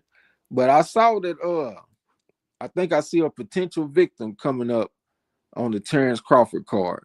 And that's little Fernando Vargas Jr. They got him going against this southpaw from like Ireland. I can't think of his name. He like a 4 on the scale though. The Vargas kids, they ain't got deep amateur backgrounds. They all got like 40 fights, some shit like that. I ain't even heard about them winning nothing. Like it seemed like 40, like 10 novice fights and 30 open class fights, but not nothing that matters. So it looked like they might be some 0.5s or maybe 2s on the scale at the most. And they got this Vargas kid. He going against this 4 Southpaw. He a lot bigger than him too. I was looking at they measurables. This dude, he taller, got longer arms, deeper amateur background. I think he about to fuck little Vargas up. I can't even think his name, man, but I think he about to fuck Vargas up, man. Vargas then went to Turkey out of Sheik to get him a check. Cause you know how the youngsters do, they want to get out there and get their money. And Right. Turkey ain't gonna let you get your money against just anybody. Turkey gonna make you get your paper against a motherfucker that can fight. And they done put him off in there with this motherfucking from Ireland or Scotland or some shit like that. And I think he about to get fucked up. The turkey curse. You can get this money. You say all money ain't good money, but if you can get it, I'm gonna sit it right here for you. There it is. Look pretty, don't it? That's how turkey be doing over. You see this stack right there, look good, don't it? Come on, you know you want that stack. Come on. Come on. Come on. You just sign your name right here. Yeah. And then he started talking shit about, I got a surprise for you. The ring gonna get shorter. I mean smaller. Shakur went out there handling his business though, showed him who Jerry was. Eric I'll say 147 is Man, if you're a manager, you need to advise your fighters right. Don't let the motherfucker eyes get too big for this money and get you over there on Turkey Island Sheik shit and get fucked up. Because like if all the fighters, like if I look at a guy who should go to Turkey Island Sheik, it would be somebody like Shakur, a motherfucking 5. He already done been around winning championships. He done been tested. He done been in the ring with different type of styles. He's just a very experienced and developed fighter. Fernando Vargas Jr. is not. He's not that type of fighter. Like he got some talent, natural ability, a good bloodline, but he don't have the experience. He ain't been all around the world whooping ass. This might be his first time fighting outside the United States. I think this fight might be across. See, I ain't too sure about that. I just know normally the Riyadh season fights be. Yeah, I think this gonna be in America. This gonna be in America. I'm tripping. Yeah, this gonna be in America. But still, though, he ain't fought in front of this type of event, crowd. this type of crowd, this type of media coverage. And the other dude ain't either. But he more developed as a fighter because he just done been in the game for a long time. Fighting amateur. He started fighting when he was young. He fight in international tournaments. You know what I'm saying? I think he's just more ready for this moment. Plus, he's a naturally bigger man. Southpaw. Yeah, I think Lil Vargas got some problems on his hands coming up September the 13th. Either he gonna shine bright like a diamond, or he gonna be saying, turn off the lights. He gonna come through a meal do. There it One of the is. two. One of the other. Hey, but they got another good fight on that card. Christian and Billy fighting Lester Martinez. That's a good one. That's a 4.5 versus a 4. Christian and Billy is a 4. Lester Martinez is a 4.5. Martinez is coming off a very good win over Joe Sean James. Joe Sean James, he was one of them dudes that was getting a lot of draws, but they really should have been wins. He was going out there getting with motherfuckers. Hell, a lot of people was giving him a chance to win. I thought he had a chance to win. Just looking at his fights that he been having. Like he fought this 3.5 that we bet on. They ruled it a draw, but I thought Joe Sean James should have won that fight. It was against this dude, Erickson Garcia or some shit like that, the Southpaw, top rank. But this motherfucker he got knocked out versus Lester Martinez. They didn't even look like they belonged in the same ring. So Martinez shows that he is a very talented fighter. And he going against Christian and Billy. Christian and Billy, y'all know how he fight. He the type of guy that just gonna come bring that pressure. It don't look fancy. It don't look pretty. But it's straight up put hands on the motherfucker. That's what he coming to do. He coming to test your wheel, test your gas tank. He going to the body. He throwing all kind of hard punches. Lester Martinez look like he got a little something though, like when you watch him. It don't look like straight up meat and potatoes. He got some special effects with his shit a little bit. You know what I'm saying? Think you're a Okay. southpaw, if I'm not mistaken. But that's gonna be a very good fight. I think that's the supporting fight for the main event with Canelo and Crawford. I'm looking forward to that shit. How if you say he want his boy Ozzy's Iglesias to fight the winner? Oh. And Billy and what's his name? Yeah, and Billy and Lester Martinez. That boy Hyphy trying to put his people in there with everybody. It don't matter. It ain't a fight Hyphy don't want to throw his people in. Yeah, that'll put him on the map though. That's gonna be a good one right there. Let me answer to see this Eric R. say 147 is shaping up to be tailor made for Haney, Norman, and Ryan. We'll see. Devin got to show me that something's tailor made for him because right now I don't know if anything is tailor made for him. You know, we still stuck in our mind with the last performance that he had, which wasn't a great one. Yeah, Get ready to go against one of the guys you naming in Norman. I'm just willing to see what it say because I'm not convinced at 60% that Devin gonna go out there and just outbox this man. It's a possibility he can, but I don't see that. I don't see that at all. He probably got a unicycle, or what's that one with the one wheel where they be doing where they be juggling? That's the unicycle, right? Yeah. Yeah, he probably got one of those over there in the corner. You get hit with something hard, they're gonna tell Dad, "Hey, throw me that cycle." You get on that bike, get on it, and get to ride around. Yeah. I'm just not convinced. I'm just not convinced that he gonna come out there and look good against Norman. I still think Norman can stop him. I wouldn't take him by stoppage, but I'm taking him for the win. But we'll see though. I can't wait to watch it. Yeah, I can't either. Because Devin for sure is going to be working hard not to get knocked out. I pretty much can believe that. He'll be working real hard not to get knocked out. And if he on his bicycle heavily, then he might end up going the distance. And Norman get a win with points. I can't say that I've actually seen him get trapped anywhere. You know, Ryan trapped him a couple of times, but he was able to get out of there pretty quick. I don't know. I'm just waiting to see what he's going to bring to the table. Because, you know, you got Bill is out there running around, still hyping him up like he the greatest thing since sliced bread. So we're gonna find out if some baloney gonna be put on him or whatever. Yeah. That's it. Hey, a fight to look forward to on Friday on the Pro Box TV card is going to be Starling Castillo versus Shenard Bunch. That's going to be a very good fight. Two tough fighters, Southpaw versus Orthodox. Starling Castillo is a 4. Shenard Bunch is a bona fide 3.5. Castillo, I thought he probably should have lost his last fight against Jesus Sriracha, but they gave him the win. It was like split decision. Shenard Bunch is one of them hard luck fighters. He ain't never been stopped or nothing like that. Like 400-500 amateur fights, but he be getting draws and bad decisions in his fights. Like he be fighting 400 or 500. Yeah. Shit. 400-500 amateur fights. That's a lot. Yeah. Only thing is they haven't been active.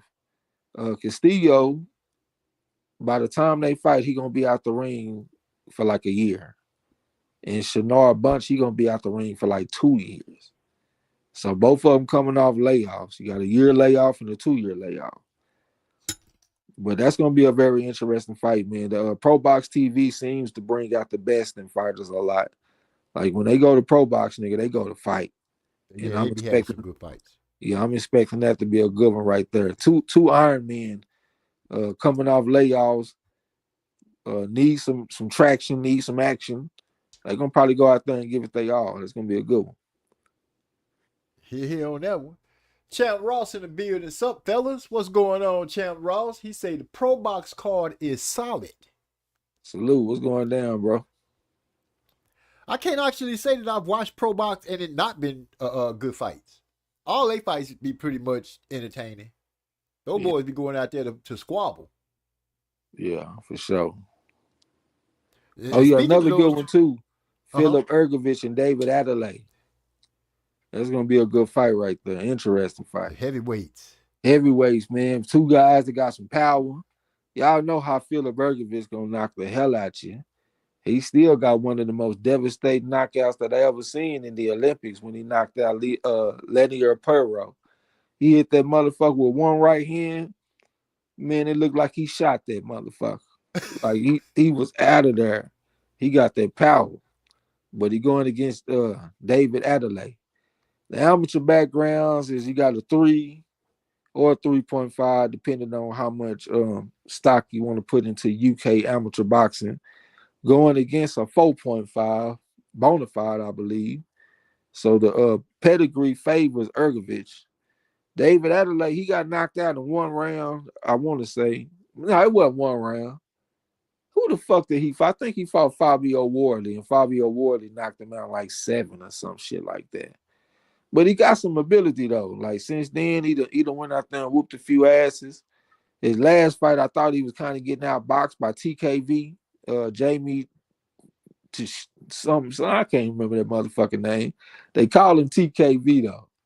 And the referee interfered in the fight and got TKV knocked out. But I thought he was doing well in the fight against David Adelaide. But David Adelaide, he got that power. If he catch you with one good one, one left hook, one right hand, he can get you up out of there. And it seemed like he might have a little bit more heart than Ergovich. You know, I don't know if I can trust him no more. You know, he can let me down a few times, Philip Ergovich. So I think that's a good fight, man, because you got two guys that got some power, but they also got some vulnerability. So that could fuck around and be like an elevator man fight. I knock you down, you knock me down type fight. Who got the most hard to get up? Yeah, that could be like a fucking George Foreman versus Ron Law type fight or something. That boy George said, I kept knocking. No, it was Frazier. He said he kept knocking down because he was scared he was going to get up and knock him down. Yeah. Champ Ross said Maloney pulled out. Oh, Maloney pulled out the fight? Yep. Okay. See, I like to put those pro box fights on because they evenly matched. They be fighting on pro box, man. They do be fighting on them. Yeah, it's hard to predict their fights. It's very hard to predict pro box fights. Pro box, in that Riyadh season, that shit is hard as fuck to pick. Man, you'll get a lot of them fights wrong. But that's what should make you excited about, you know, pro box, because you know that you're gonna get a fight every time. You know, when that bell ring, you sitting down to watch something really go hard. Yeah, and they pretty good with the decisions, but sometimes they do throw out some bad ones, though, like what I told y'all about the Jesus Sriracha versus Starling Castillo. Most people felt like Castillo lost that fight. So they have some questionable decisions sometimes, but the action do be good, though. Nick Ball and Goodman might be a good one. Yeah, you were speaking on Nick Ball and Goodman, didn't you? Yeah, that's going to be a good one. And Jamie, I can't say the last name right now. Put it on the screen. That's TKV. That's the guy you talking about, TKV? Yeah, Shakiva, I think. Yeah, TKV. Damn it. It was something every time I get ready to want to say what I'm going to say, I forget it. That's crazy, huh? I'm sitting here holding on to it like a mug, and I get ready to spit it out. I can't remember what it was. You smoke your blunt. I can't, because Kamuff will be looking at me. Dad, I know you're not in there smoking. You know, she be coming home from work. She'll bust into my room, right? Bust the door open and be like, you smoke today? I'm like, nah, man, I'm chilling. What's going on? I don't like you coming in here making me feel like I got to answer to you either. Yeah. My kids be killing me. But, you know, school has started now. She coming home with little stories about these kids that are they look like some bad. You know how you see a kid and you be like, oh, that kid's so cute, look so, but it's a cute bad look. You know what I'm saying? Yeah. Her class looked like that to me. They're like a bunch of nice badass kids. They just waiting for the right time to turn shit wrong. Yeah. She said she started her day off letting them know she started off on them hard and gangster. She said, I'd rather start off hard so they don't think they can get away with stuff, and then I'll lighten up as the year go by. Said, okay, baby, I hear you with your plans. We'll see what happens. Yeah. I got to get myself together because I'm supposed to go up there and do some stories for them. Like, what kind of story? Something. I'm gonna figure it out. You gonna tell a story? I probably will tell them a story. Because it's so hard to read them a book now. Not because it's hard to read the book. It's because they got so many restrictions on the books that she could like bring out to them. You know, they're not letting kids read To Kill a Mockingbird anymore. That's off the criteria. It's a couple of books about Black history that's off the criteria. It's a lot of stuff that they done snatched up with that critical race theory shit. So they done wiped a lot of books off the program. Yeah. Her and my oldest daughter telling me that like Christopher Columbus and stuff like that, they trying to erase history prior to that and make it seem like it all got started when he showed up. Yeah, they've been doing that shit though. Yeah, but now it's like it's law. You know, y'all can't read this book. Y'all can't read that book. I'm like, wow, we back to not being able to read certain books? Yeah. That's insane. And freaking insane. I was a youngster reading Langston Hughes. Now they can't even read To Kill a Mockingbird. Nope. I think she said it. She got Huckleberry Finn. She plan on busting that out to him too. I wasn't a Huckleberry Finn fan. Nah, hell nah. Him or Tom Sawyer. Nah. It got me thinking about Public Enemy. Motherfuck him and John Wayne. Yes. That's one of my. Elvis was a hero to some, but he never gave. In my opinion, straight up racist and simply plain. Motherfucking man, John Wayne. Man. But Public Enemy was Chuck D. You couldn't tell me nothing about Chuck D, man. Yeah. Bass, how low can you go? Death row. Well, brother, no. Once again, back is the incredible Ron Animal, the uncannibal, the Public Enemy #1. That boy. Calm down. This ain't that time. Yeah, my pops used to be on that shit. This boy say MZ gonna tell him the Gas Station Chronicles, episode 1, live, young nigga. Live, nigga. Remember that? Live. What, nigga? You threatened me over a $1.07 drink? Went out there and got in the truck and that bitch cut off. I'm like, you can't even steal and get away. Man. No, I can't be sending those kids home like that to their parents. Messed up in the head because I told them some stories about what's going on up there in Circle K. Oh, that's what you was working at a Circle K? Yeah, I was working at a Circle K over right there in the hood. Yeah, I live right by a Circle K. I'll fuck a Circle K up now. Straight up. I started to go up there. I got, Ben and John and Tracy. Well, John not there no more, but Tracy. But they tell me that it's one that me and, we used to have. They didn't like me. I don't like them. I start to go up there today just to cuss them out. Hey, how you doing? Fuck you and don't talk to me no more. Yeah. One of those type things. But, I'm trying to be a gentleman. Since I ain't been smoking, maybe that's what it is. Maybe that's why I'm getting the urge to cuss people out and slap somebody. I might do need to fire up something. Yeah, man. Chill out. You know what I'm saying? Yeah, I feel you. But, it is what it is sometimes. I got to shake it off here. I got to remind these people. Remind them that, okay, this ain't what you think it is. I'm just saying. Take it how you want. I'm going to give it how I like. So we got some few more interesting fights coming up soon. One that stuck out to me is Mark Chamberlain versus Jack Rafferty over there in the UK. Jack Rafferty is one of them He ain't got a deep amateur background, but he is a powerfully built motherfucker, and he coming in there trying to get you. He got a strong punch. He ain't necessarily got the highest knockout percentage that you ever seen, but he got a strong punch. I've been seeing him walk down dudes with deeper amateur backgrounds and just breaking them over time. You know what I'm saying? Like it's been some pretty decent fighters from the UK, and he just break them down over the course of the fight. He just don't never leave you alone. Like a bully in the ring. He just coming to make you fight, make you fight, make you fight. So when you're going against Mark Chamberlain, that's the guy that Turkey Al Sheikh said was his favorite fighter and shit. That's the one that lost to the guy that Shakur Stevenson beat the last fight. not the last fight, the short notice guy. What was his name? Padley. Yeah, Josh Padley. Josh Padley, he was a 14-1 underdog against Mark Chamberlain, and he went and beat him in Riyadh season by split decision.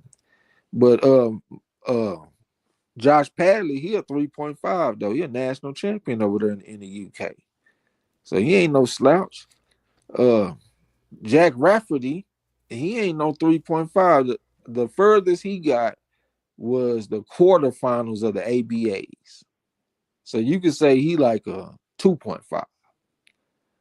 And that's gonna be a good fight. Cause like this guy, he a big bully, but Chamberlain got a little size on him though. And I think he got better skills. He a southpaw too.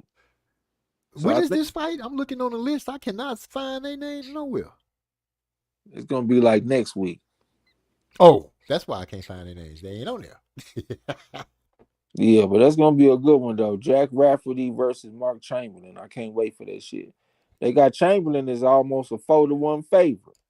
So they ain't giving Rafferty is almost a 4-1 favorite. They not giving Mark Chamberlain a lot of respect. But I think he deserves some respect. He a fighting motherfucker. Chamberlain can fight. But he going against a bulldozing George Foreman type motherfucker though. And Rafferty's strong, man. He powerful. And he gonna bring that pressure. That's gonna be a good one. I want to talk about some of these upcoming fights, man, not necessarily this weekend. You know what I'm saying? Like we got another one, Jermaine Ortiz, he coming back. You know, he a good fighter. Y'all know, been fighting at 140 for the most part. He going against Steve Claggett out of Canada. He a pressure fighter. He gonna come bring that smoke to you.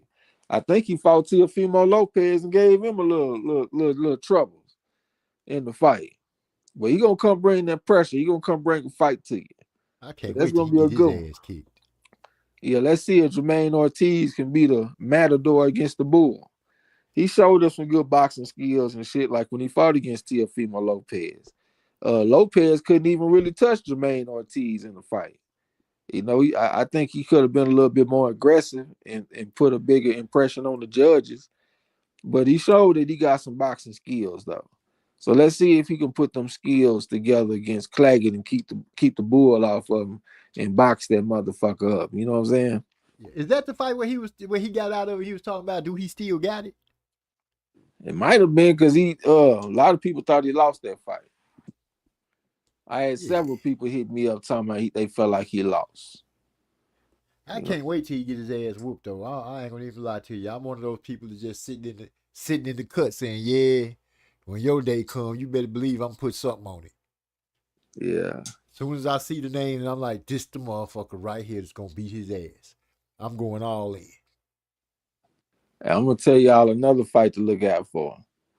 Baz Baru versus Yoenis Tellez. Yoenis Tellez, man, they've been putting him on a kind of a fast track a little bit.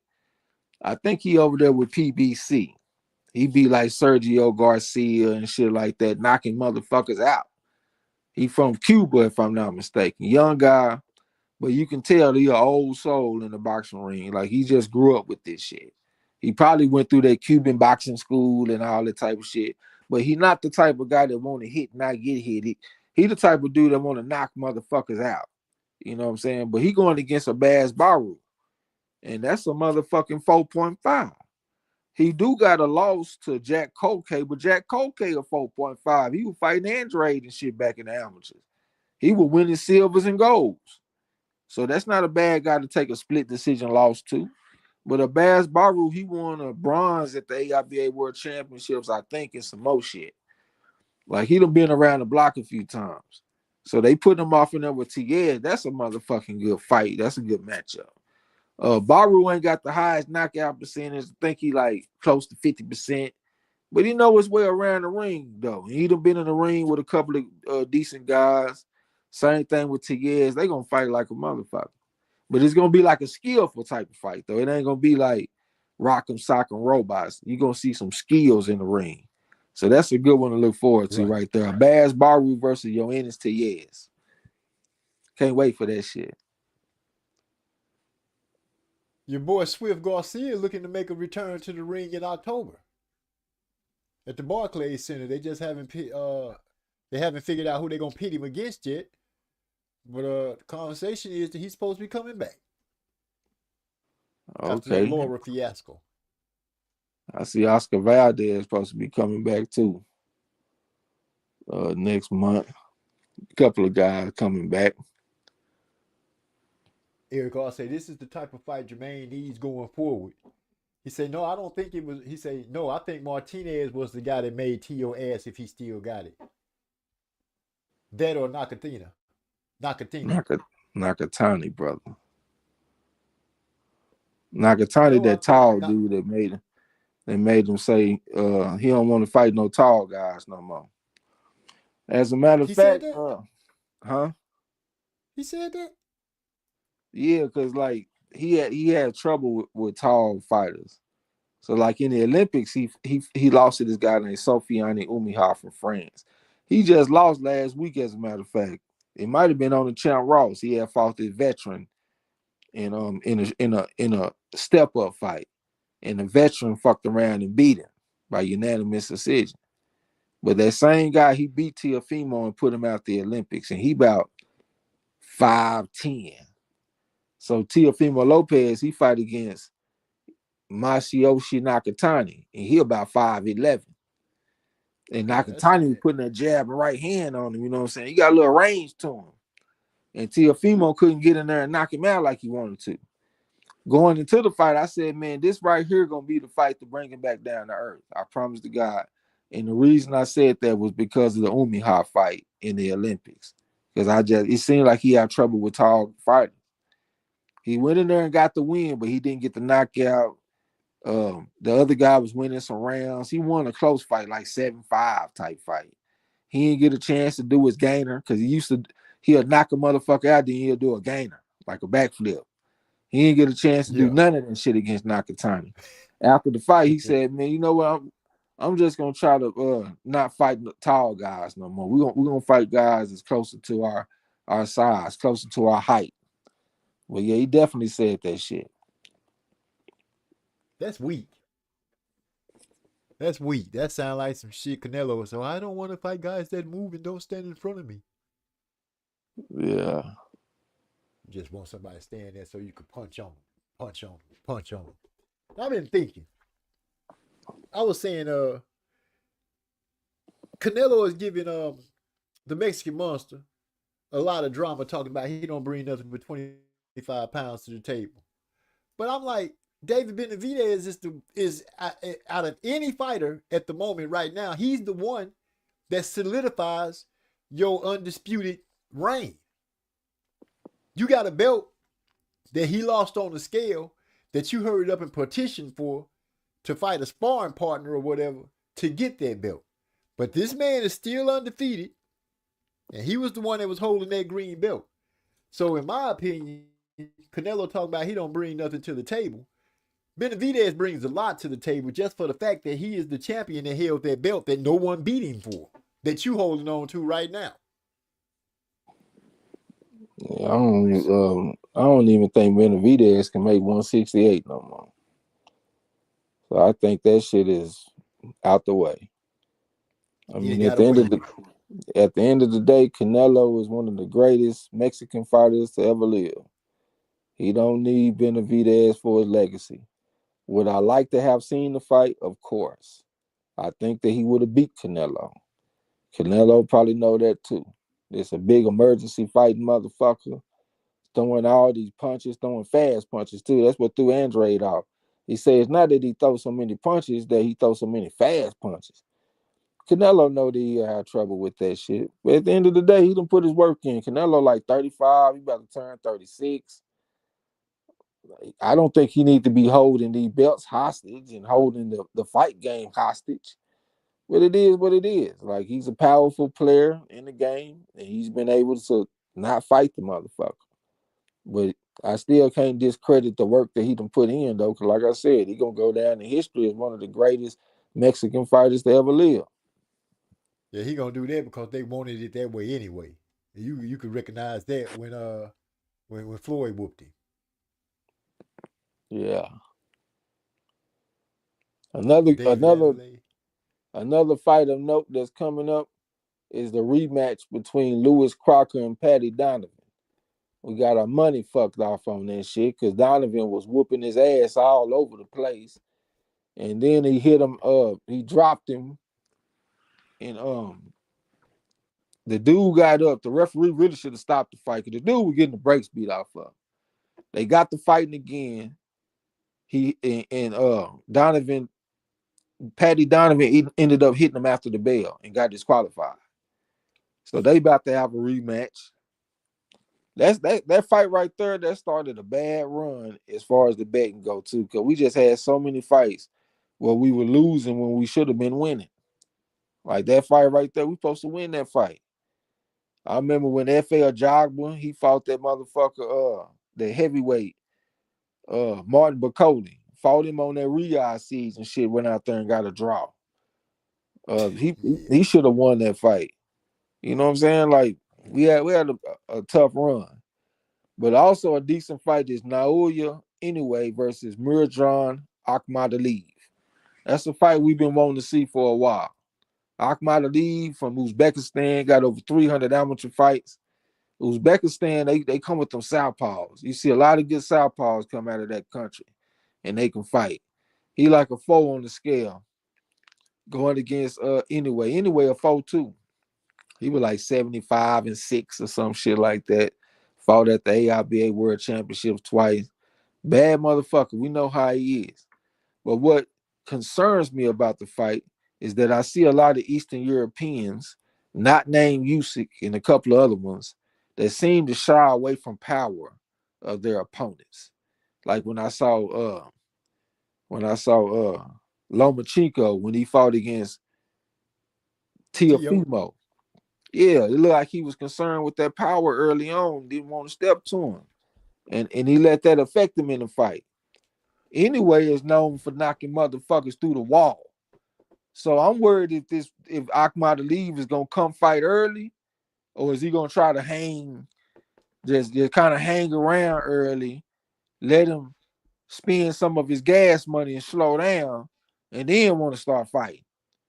Because I just done seen that in Eastern Europeans, man. You come with that power, they They respect want to that get out the power. way. Yeah. Come on, let's fight. No, I'll have a cup of tea and a crumpet. I'll be with you in a minute. Yeah, like when I saw Virgil Ortiz when he fought against what's the Eastern European that fought Crawford? uh, not Madrimov. Madrimov. Madrimov. The way he fought against Virgil Ortiz, he went out there and just moved around a lot early and used up so much energy with his legs because he afraid of the power. So he didn't want to even be close to the man. I think he sabotaged himself because he didn't go out there and fight his normal fight. He went out there and did all this moving around the ring, using all this energy because he's concerned about the power coming from his opponent. That's something that I'm noticing with the Eastern Europeans, man. So hopefully we don't get that shit in this fight. Hopefully Akhmadaliyev bring his best fight. They do have a common opponent. The common opponent beat Akhmadaliyev by split decision, but he got his ass knocked out in 11 rounds by anyway. So it does favor anyway with the common opponent. But I just hope we get a good fight. You know what I'm saying? Hey, Go the go guy out that there I and was cut telling you up. about, his name is Callum Walsh. That's who's gonna be fighting Fernando Vargas Jr. Oh, they got Callum Walsh as the favorite in the fight too. I'm very surprised. They got him as a pretty sizable favorite too. So the odds makers, they know what's about to probably take place. He probably about to go out there and whoop his motherfucking ass. Yeah, Lil Vargas probably about to get fucked up for a check. Hey, they This got ain't gonna be. Christian and Billy. He opened as the favorite against Lester Martinez. Yeah, we're gonna have to put some money on Lester Martinez the first chance we get. We got a 4.5 versus a 4. That's Oh gonna be a yeah, good fight though. That's gonna be a good one though. it should be a slobber knocker, as they used to say in wrestling. Your boy Flip said he think he gonna stop David Urkovich in Adelaide. Flip said he think he gonna stop David. Who would flip? Flip Urkovich. Oh, you talking about Philip Ergovich say he gonna stop. I thought you were saying somebody named Flip was saying they think He flipped. He it's said he Philip, gonna nigga. he flipped. He gonna whoop Adelaide. He said he gonna stop Adelaide, man. I'm not saying it just to be saying it. He actually said it. He gonna try to stop Adelaide. Well, he's supposed to. He's the favorite. He's a big favorite. Yeah, he needed to. Seeing last year, the boy stopped him. Yeah. The boy had us all fooled. He stopped Big Urkovich. I was like, oh shit, he might have got it together. And Usyk went out there and caught his ass that left out of nowhere. Dude, these big dudes fall down so strange. Like the way he fell, it looked like he wanted to get out and pray for a second. Yeah. You ain't see the way he just like. I'm glad I ain't ever been hit like that. Where but my legs just say, you know what? I ain't falling right now. I don't care what you do from the waist up, but I ain't going nowhere. That's how the boy looked when he got hit. Yeah, Yeah, the your boy. boy. Let's see what else we got coming up in the near future. Oh yeah, man. Bam Rodriguez versus Daniel Fernando Martinez, I think his name is. Ooh, man. I'm kind of nervous for my boy Bam a little bit. And now when they got Bam as a fucking 10-1 favorite on FanDuel, Damn. man, So that's they feel like Bam disrespectful. just gonna walk through that boy. Yeah, that's disrespectful. Like Bam is my guy. That's my favorite fighter in the game right now, especially representing Texas. But Say it Fernando, then. yeah, Fernando Martinez is for real. He coming to swing them things. He an Olympian too.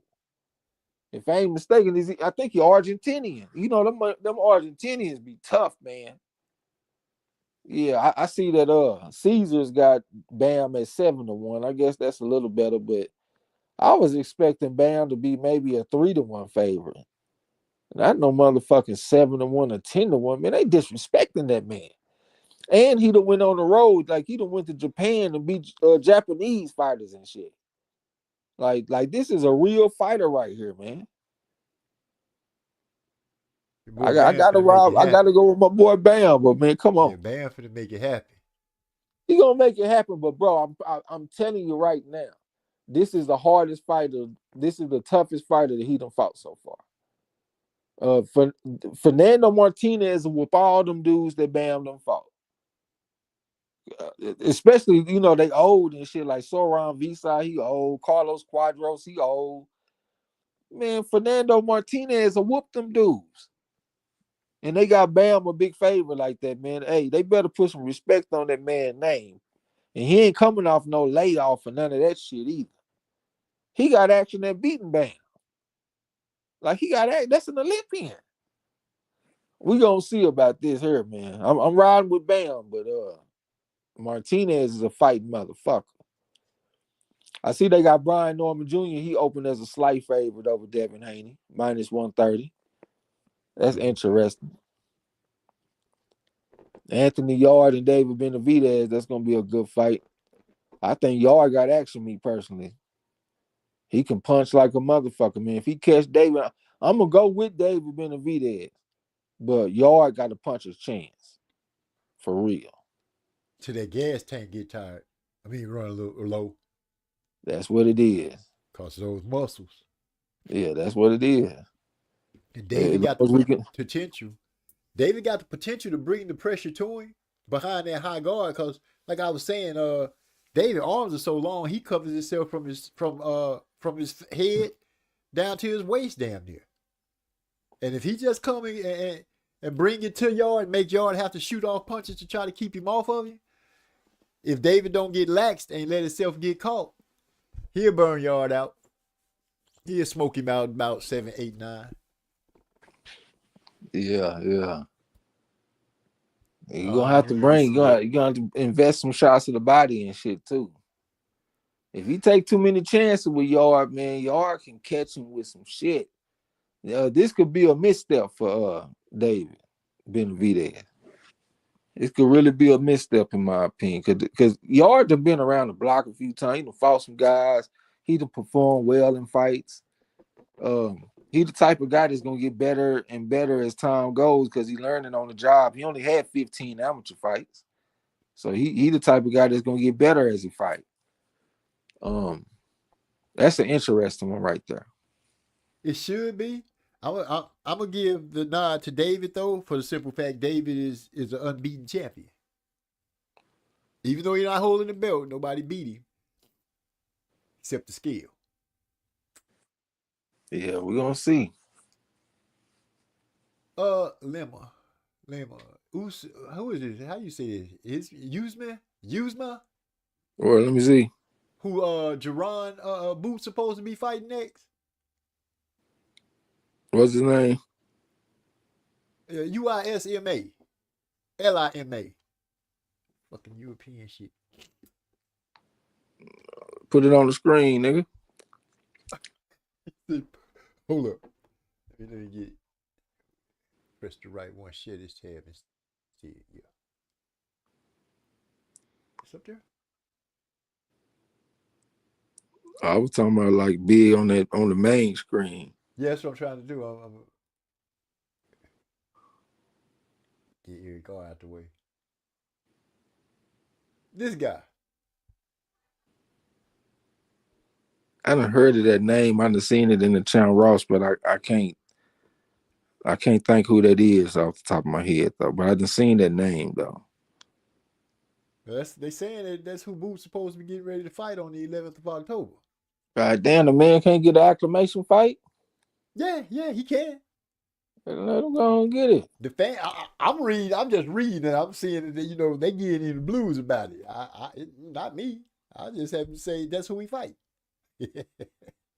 Boy said, let that man get his chance to get acclimated. Let me see what this dude is. He 14-1. He from Angola.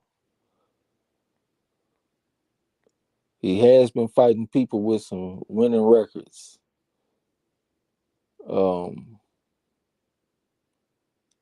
He took a decision loss to Aaron McKenna. He got a deep amateur background. He about a 4.5. Fans' criticism of Boots' choice. The opponent is totally unknown, mismatch, poor matchmaking for Boots, dreadful career management, avoiding the tougher fights, easy option to save money, big letdown for fans. Damn, that's a ugly list. As a matter of fact, this dude got a little amateur background. His last fight was an upset. I remember that shit. This Cervante Koopman. He was the favorite and went out there and got knocked out in 9. I was pissed at myself because I wanted to take this motherfucker Lima in the fight. It's coming back to me now. The dude got a little punch to him. This ain't a bad fight. This is just fans don't know who he is. But this ain't a bad fight for your first fight at 154. I thought y'all were gonna come with some motherfucking something softer than that. Way softer. I thought y'all were gonna come with some what's the name of that dude? I always bring him up when we need a soft touch. That racist motherfucker. From Australia. Okay, the one that He got knocked out by Danny Garcia. He had them shorts on talking about build a wall and shit. Oh shit! Who that is? I Right, can't right think off of the his top. name, I don't remember the shorts. I can't think of his name, but I thought y'all were gonna come with somebody like that.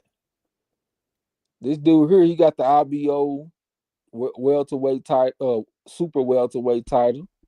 He got him 5 stars on BoxRec. Huh? Like you can come with a lot worse opponents than this. You really can. You can find way worse opponents than this. The dude is on a 4-fight winning streak. The combined record for his last 4 opponents. Hold on, that's 66-1. So the last 4 opponents are 66-1. Damn, that's not bad at all. Yeah, That's hecka good. Yeah, because he wasn't fighting the best opponents. Then he fought Aaron McKenna. He lost by unanimous decision. Then after that, he fought a dude that was 14-1, 18-0, 19-0, 15-0. He done been the underdog in at least one of them fights. Because like I said, the last fight I wanted to take I wanted to take him, but I got scared and took the other guy. That Shavante Koopman motherfucker. Went out there and got stopped in 9. But this dude here, he got a little amateur background. If I remember correctly, I have to look into it. I thought I saw a little something though. But yeah, this dude can punch. He fuck around and catch Boots with some shit, he gonna feel it. Yeah, I ain't mad. I Well, how did he ain't feel mad it? at that. Yeah, I'm not mad at that for the first fight at 154. Wow. I'm reading Tim Bradley's dream. Devin Haney to knock out Brian Norman with the sniper like right hand in Riyadh on November. Really? I do not see that at all. Not even in a nightmare. Who said that? Tim Bradley. I'm gonna put it up. So I figure out the hell. Yeah, there you go. Oh no, that's not it either. Damn. Yeah, I can't Right see there. that happening either. I can't see him knocking him out with no right. Hell, last time. Nah, I Devin don't have that in him to me. Devin couldn't even knock out Gamboa when everybody was knocking out Gamboa. How's my power? All I that can't type of believe he shit. said that. That was How's against my power? Lomachenko. It's all right, man. You did all right. Get your ass It's out hard here to and just knock get out in and win. It's hard to knock out a 3.5 anyway. I swear that the talking heads, man, them motherfuckers really don't be knowing what the hell they talking about. They can be Hall of Fame fighters or Hall of Fame coaches. They don't be knowing what the fuck they talking about. They know what they talking about as far as the combat inside the ring, but the outcomes of the fights, they don't know what the fuck they be talking about. Shit's been proven time and time again. I especially hate when they talk history. Like Roy Jones, he think he an historian. He don't know shit about boxing history. He needs He's to supposed to shut know the better. fuck up giving opinions about boxing history because he makes himself look dumb to people that have at least a little bit of an idea of what's going on in boxing history. He wants to say this person here was the best at this all time and all this kind of shit. Like, bro, you don't even know what the fuck you talking about. We got people on YouTube that'll drag you through the motherfucking wilderness with this boxing shit, nigga. People like Hardline and Scrapbook, like, come on, man. Yeah, Just because you used to do it don't mean you know it all. don't know shit about it. Like he only talks about the fighters that everybody done heard of. He don't come with no Slapsy Maxie Rosenblum or no Jack Britton or no shit like that when he talking boxing. He talking about Ali and Sugar Ray Robinson and all the people that everybody know. Like, you know, they really know boxing when they talking about Jack Britton and all them dudes. Yeah, that's a name that you are not readily to identify. Got one of the coolest boxing nicknames of all time. They called him the Boxing Marvel. You know what I'm Yeah, saying? that is cool. That's cool. but they got him in the top 10 of all time. I'm talking Right. about all the fighters of all time. He's in the top 10. Hundreds of fights. Hall of Famers. Winning all kind of shit. He had like a 12-fight series with another motherfucker. I can't think of his name. He the guy that invented the gum shield. He from the UK. Him and Jack Britton, they were fighting like a motherfucker. They had like 12 fights against each other, some shit. But yeah, bad motherfucker. But you ain't gonna hear Roy Jones talking about nobody like that.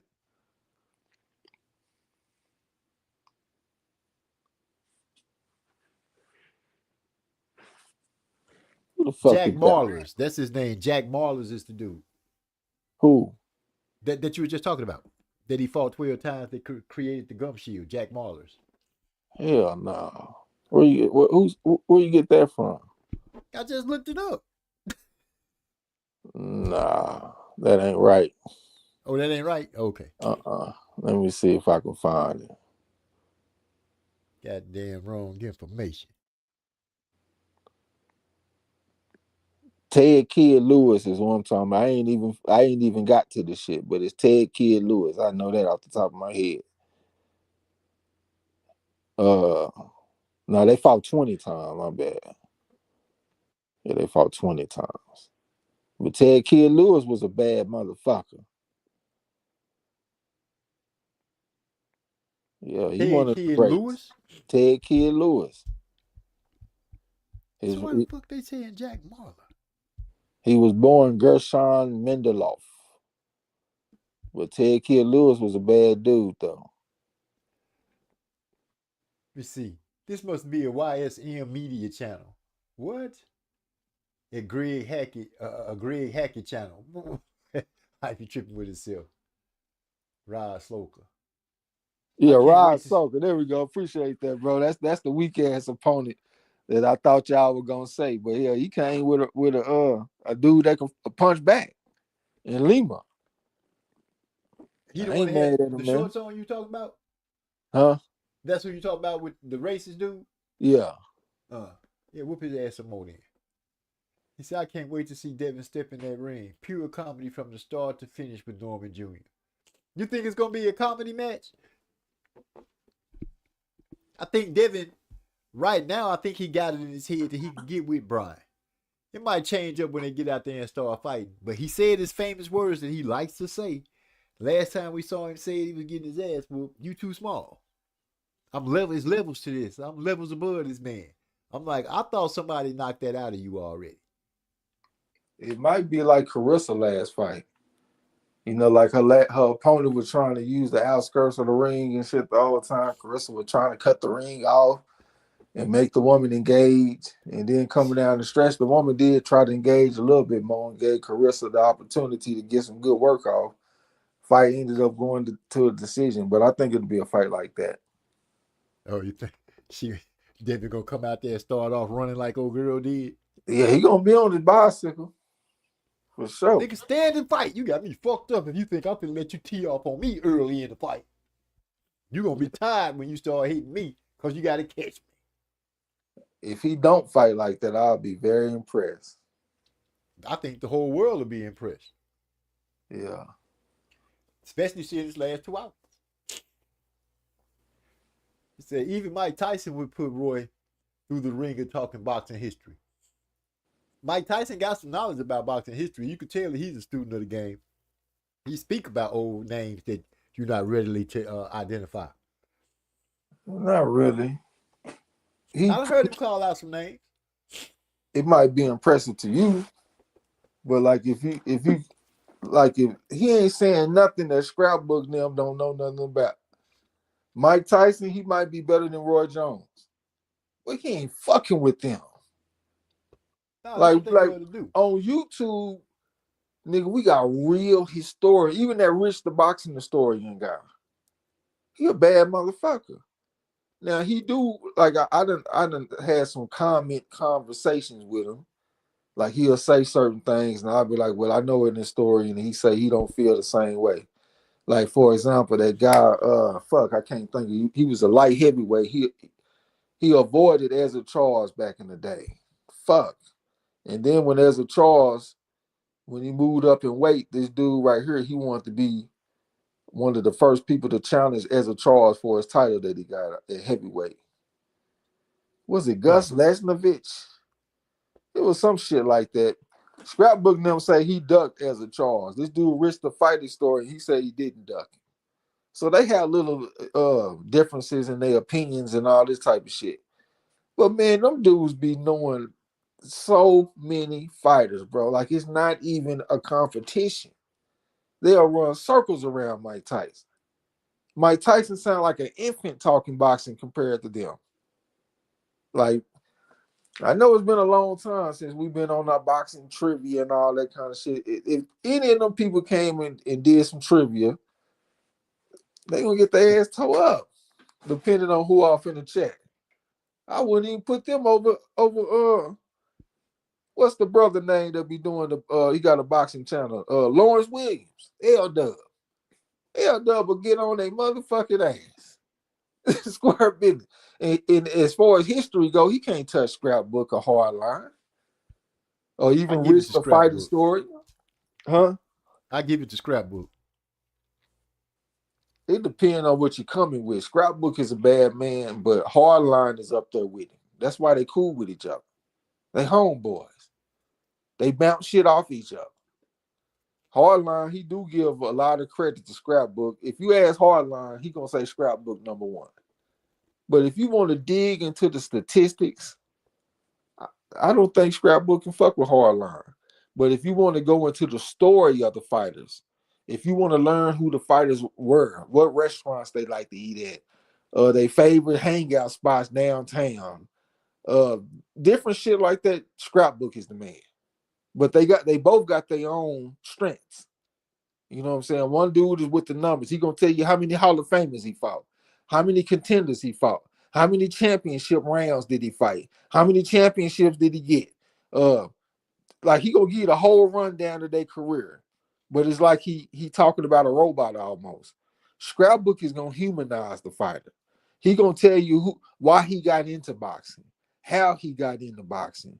He gonna talk to you about his amateur background a little bit. He gonna talk to you about the pro game. Like he gonna give you the story of the fighter. But if you put them together, nigga, that's a fucking complete picture. Because you're gonna know who the fighter is as a person, and you're gonna know about all their accomplishments and all the statistical breakdown of their whole career. Like that, when I think about his story, that's the type of shit I think about. Roy Jones and Mike Tyson and talking about Roberto Duran, and I mean that's cool. That's what's up. But they ain't talking about Benny Leonard and all them motherfuckers. You know what I'm saying? Yeah, I do. Most people don't even know who Benny Leonard is. And he is arguably the greatest lightweight of all time. If you ask somebody who the greatest lightweights, they're gonna say like Pernell Whitaker. They're gonna say Roberto Duran. They're gonna say some shit like that. If you ask them, they're gonna talk about Benny Leonard. They're gonna talk about Ike Williams and shit like that. It's not the same category. You know what I'm saying? Right. Yeah. They're gonna talk about Henry Armstrong and shit like that. Lightweight champion, boxing champion from 17 to 25. Joe Gans. Shit like that. You know what I'm saying? Without a doubt. Yeah. Roy probably knows the murderer's row of chickens. This man here crazy. Hyphy say Stormy Beeman say he the best historian. Stop it. Nah, yeah, you can't fuck with them dudes. I say Scrapbook sounds like he grew up with every fighter he covered. Yeah. He is to history what Trey is to calling the fights. Yeah, he sound like he either grew up with all them niggas, huh? Yeah, he got that old school radio voice. Yeah, he got his own little distinct little voice. His father was into boxing big time, making scrapbooks and all that kind of shit. That's what got him started with it. He got more memorabilia than anybody that I've ever seen. Hell, he got duplicates of every goddamn thing, man. This dude collection is so big, man. It's crazy. Like, man, scrapbook is amazing when it comes to history. And like, we done had cold people come through. Like Kurt Sugar was cold. You wasn't around when Kurt Sugar used to be on our channel talking boxing history and all that kind of shit. And No, Kurt I was, have heard him talk, but I haven't really just not when he was with y'all like that. No. yeah, Kurt was cold, but even Kurt is a level or two below scrapbook and hardline. Now they embraced Kurt and showed him all kind of respect, all kind of love, but at the same time, he wasn't on their level. You know what I'm saying? Like, he used to impress us with things that wouldn't impress us today. You know what I'm saying? Like, we ask him who was the first black champion of all time and all this kind of shit. He'll say George Dixon, and we'll be like, damn, how the fuck you know that? But now it's like, nigga, we all know that shit now. So we're not impressed with that shit no more. You're gonna have to come with some real fucking history to impress us. But scrapbook and hardline, they can come with their history to impress you, nigga. I don't give a fuck how much you think you know. You don't know as much as them. They'll tear your ass up, nigga. I'm telling you, that's one of the best bets that you can lay. Roy Jones versus scrapbook boxing in the boxing history debate. Nigga, I'm going to get every dollar Damn that I book. can muster up and I'm putting it all on scrapbook. That man said every dollar I could muster up. Pennies too. Give me those. Give me that dime over there. That penny Yeah. right there up under that. Give me that. Go on, get here. Go on. You ain't gonna do nothing with it. Go on, get here. You don't even like pennies. Go on, get here. Get here. Quit Yeah. playing. Easy work. Walk his ass like what kind of dog is that? A Malamute? I don't even know what the fuck that is. My wife had some dogs. They look like they furry and skinny. Well, they ain't skinny and furry no more because they ain't living here. The real dogs around here. Not the old sissy ass dogs. I never been a dog fan, bro. Well, I learned from the older class that they have them a lot because they know that those mother's gonna make noise if your ass end up in their backyard. If you got a dog worth something, they kind of like alarms, really. Alarms with teeth. If they got some hard, you can open up the door. Go get it. Yeah, I ain't really tripping on the outside dogs too much. I don't like inside dogs. I done seen some fierce inside dogs that's trained perfectly. I don't like that fucking barking and shit. Like, shut the fuck up. I don't like loud, sudden noises. And Oh, that's okay. what dogs give me. I can't stand this shit.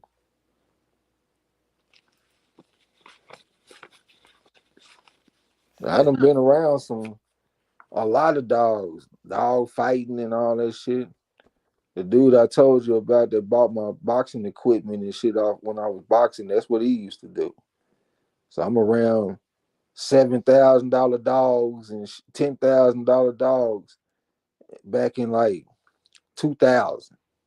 I You know see what I'm Hyphy done saying? joined us. What's that you got going on, Hyphy? Eric Yeah, God say nigga, my I dog got the don't like best dog. nobody. Oh, that's what that is. That he got a light on him. That was him blinking. Yeah, I'm only nigga who got a dog with brake lights. A dog with brake lights. I was wondering what that was blinking on his screen, but yeah, that's the dog. Okay, I feel Hey, you. his name Iglesias. Yeah. You about to turn him loose on somebody? That boy Eric God said my dog don't like nobody outside but me. I feel you. I feel you. It's getting close to being time to eat. You getting hungry over there, man? Man, hungry like a mug because I went to I ain't gonna speak on it until it's all the way done. But I went to this interview today. Went beautiful. Left there, had to go up to the door of the school to pick her up. She tell me to be there at a certain time, then be an hour late coming out. And we got home. had to run to Walmart because she needed some printer for the she needed some ink for the printer and some paper so she could do some work at home. And every time we stopped or moved, I kept forgetting to eat. And now I'm remembering. I'm hungry. Shit, I'm over here counting up some money right now so I could go get something to eat. I'm hungry myself. Don't feel like cooking nothing. I'm over here like, damn, I gotta go get me a chicken sandwich or something from somewhere. I eat a lot, bro. I feel you. I'm thinking about cutting on the grill tomorrow. Ain't nothing wrong with it. Go ahead and do something special for my son and my daughter. Hey, remember that time when Trey said he wasn't eating chicken no more? He said he is all plant based. Well, I ain't never just been 100% plant based. I have been predominantly plant based though, very consistently. But I really think of myself as an opportunistic motherfucker. Like whatever I got the opportunity to eat, I'm gonna eat it. Because I ain't gonna, like if I'm at a poker game or something for a long time, I might bring some shit with me and heat it up in the microwave or something like that. But if I'm still hungry, yeah, nigga, give me some of that barbecue chicken y'all got back there. You know what I'm saying? I damn sure will eat one. But for the most part, I've been about 80% plant-based though, real shit. Okay. Like very Is that consistent. a rock wilder? You got a rock? Oh yeah. Say opportunistic. Today it's plant-based. Tomorrow is chicken. Who knows? The day after that, it might be a little tuna. Oh, yeah, a little salmon or something. Uh-huh. I got my mom on that shit. I just taught her how to make my little lentil. I don't even know what you call it, man. I got lentils and quinoa and a bunch of vegetables and shit. I had that shit all mixed together like a soup. Have some olive oil and shit off in there. Put a little seasoning up in there, a little salt and pepper. And that shit be busting, nigga. I got my mom eating that shit. You know what I'm saying? I eat my vegetables, but I need some Tony Satchel on top of it. Sprinkle a little Tony Satchel on it. I put that shit on everything. Oh, that's cool. You throw some seasoning up in there. Yeah. But I can't eat it. You gotta have seasoning on it. You put some seasoning on it, I'll eat till tomorrow. But I don't feel like cooking none of that shit right now, nigga. I just want to eat, smoke something, and lay down somewhere. Man, he keeps saying tonight is one of the hardest nights because you just said about smoking so many times. I'm sitting this motherfucker here. I ain't gonna lie to you. I even came across my mind a couple of times. You go ahead and shoot down the street. Baby girl won't even know. Yeah. Let me stop. Let me get it out of my mind. Get it out of my mind. You can fight it. Fight it. Yeah, if you down here, nigga, I hook you on one of these dollar zips. It's some gas too, nigga. I promise you. That shit's some straight up heat. I gotta walk the path. It ain't all dry and shit either. Like you have the right moisture content and all that kind of shit. And what tripped me out the way the nigga brought it to me, I thought it was just gonna be some trash. Because at first I wasn't even gonna buy it because you know I've been getting the shit online. Right. So I said, let me go ahead and grab some. This my nigga. I know he's trying to get on and shit, you know what I'm saying? So let me go ahead and support my nigga. This nigga pull up. First of all, I told him to bring the shit to the poker game. And he hit me up at the last minute, like out of nowhere, telling me, hey man, I'm over here by your house, man. I'm about to pull up with this, man. I'm like, God, this nigga, all right, man. So I go out there. This nigga got the shit in a fucking a grocery bag. He ain't even got it in nothing that's looking right. And he passed the shit, talking about, yeah, man, smell this shit. I smelled it, and it was loud, but I'm like, the presentation is all fucked up. You know what I'm saying? But it is $1 for a zip. So I go ahead and take it. It was dark, so I couldn't really see it. When I got up on the inside and I seen what it was looking like, I was like, yeah, this nigga done brought me some motherfucking heat. You know what I'm saying? Hell yeah. Yeah, you'll like that shit, man, $1 for a zip. But I ain't gonna talk you to death, man. I know that we about to go get something to eat, man. So I'm about to go to shit somewhere. But appreciate you letting me get on the panel. Salute to everybody out in the chat, man. Y'all check the fights out this Friday and Saturday. Get your Champ Ross picks in, because we all getting dog walked out here right now. Eric R had a good week last week. He came in second place, held it down like a bloodhound. We got to come back with something, man, and rise up the charts and shit, because these other motherfuckers, they dragging us through the river. They hitting us with the right, the left, the uppercut, the roundhouse, sidestep, bolo. You don't know where that's from, do you? The round step. I mean, wait, they not even supposed to be doing that. That's illegal in a boxing ring. Nah, nigga, what song that come from? You supposed to be a song aficionado. No, I don't. Make me hit you with the right, the left, the uppercut, the roundhouse, sidestep, bolo. Let go of my shirt, you hoe. Blood all over my polo. Who that is don't that? sound familiar to you? Not at the moment. I ain't high. You ain't never heard of UNLV? Oh, wait, UNLV. They used to be signed to Cash Money. That's the dude. They want some. They want some. Ain't that cold, y'all? Use a hoe. Use a hoe. That's Yellow Boy. I ain't never called him UNLV. I called him Yellow Boy. The group was UNLV. At first they didn't have Yellow Boy. Then he was like a later addition to the group. You know what I'm saying? But he got fucked up because he Baby owed him some money. He went and shot up Baby crib and shit. Him and Baby actually had a fist fight, and he was putting hands on Baby. But what? I didn't know that. That's how he got killed, because him and Baby, they got into it. They had a fist fight. He put hands on Baby.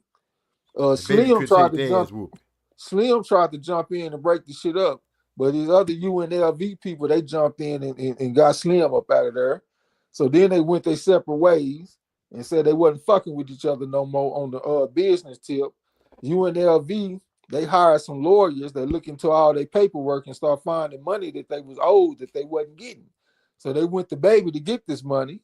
The other UNLV members, they went to Baby crib to get the money. He gave them their checks. They told him, give us Yellow Boy check too so we can give it to him. He told them, no, tell Yellow Boy to come get his check himself.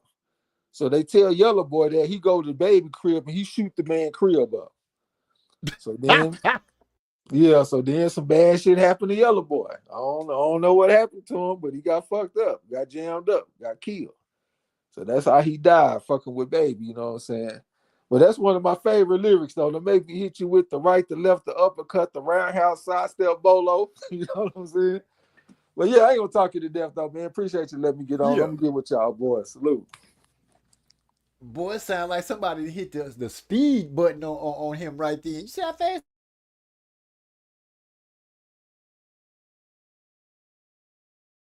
He said the OG stack that we popping out. My boy EL came over to. No, he didn't come over the track. Let me just go ahead and play it. I'm gonna backdoor it with a different game, and then we out. Let me put it up here first so I make sure I'm doing this right. Bam, bam. He said your page. I love that.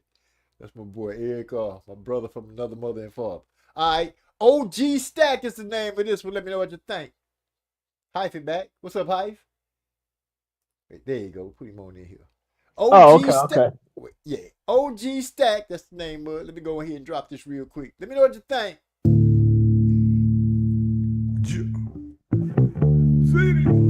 Rebel DJ Cleve on the beat. OG Stack.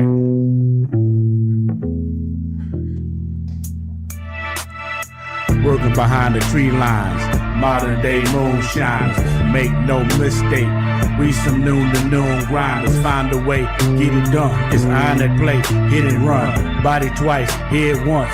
Usually that'll get it done. But if it don't, lay low till them frauds think it's all good. Circle back to his mama house. I think her shit is all wood. And if that's the case, big dog, you already know the play. Send them boys some pictures from the burner and tell them any day they gon' have to show face. And these streets are on the front row. We sitting back patiently. I chill and watch the blunts roll. Smoke floating around this bitch like Magoo from the Flintstones. I'm having visions of body casts wrapped up in body bags, thrown in the ditch, then covered up with rat shit. Big ZD crazy as fuck. Yeah, I'm gone bad shit. Once the switch flip, ain't no turning back the time, dog. You done fucked up. This is no longer just rhymes, dog. I want your breath to stop. I want your chest to pop. I wanna see your bitch ass niggas running off they block. We taking over now. You'll never get this back. To everybody listening, we is OG Stack. Yeah, I heard some rah-rah when I stepped out, but now I'm here, dead silent. Who y'all talking about? It must have shook you when I came through. Stood here among you to show you what you can't do. Fact is, I've been doing this longer than you have had the breath of life. So listen close to what I say, cause I won't speak it twice. I hit the block to stack some paper, hit the kitchen, made some paper, hit the club with extra down to make some paper. And well aware of what your status like. If you a killer and I'm deaf, then what your status like? ZD call me MZ, make it hard to breathe, knowing when I speak on mics I snatch the souls of enemies. OG stack. That's that OG stack coming from my boy EL. Had me to jump on with him, go ahead and give him something. That boy said, this that ring walk music. You gonna go out there stepping to that? I like that little bass guitar boy played on there. And that little, I believe it was a sax that play in the background. I love the way it all. Oh, it's over? He said, oh, it's over, The Undertaker. MZ on it. Yeah, man. He had me go ahead and jump on that. I appreciate it. We're gonna go ahead and hit you that newest one. Cause my brother Trey said he liked that one, so I'm gonna go ahead and pump it one time for him. Go ahead and get it out of here. And where is it? Different game. Let's get it. Seen it! Big Ben. Oh, El Dolo on the beat.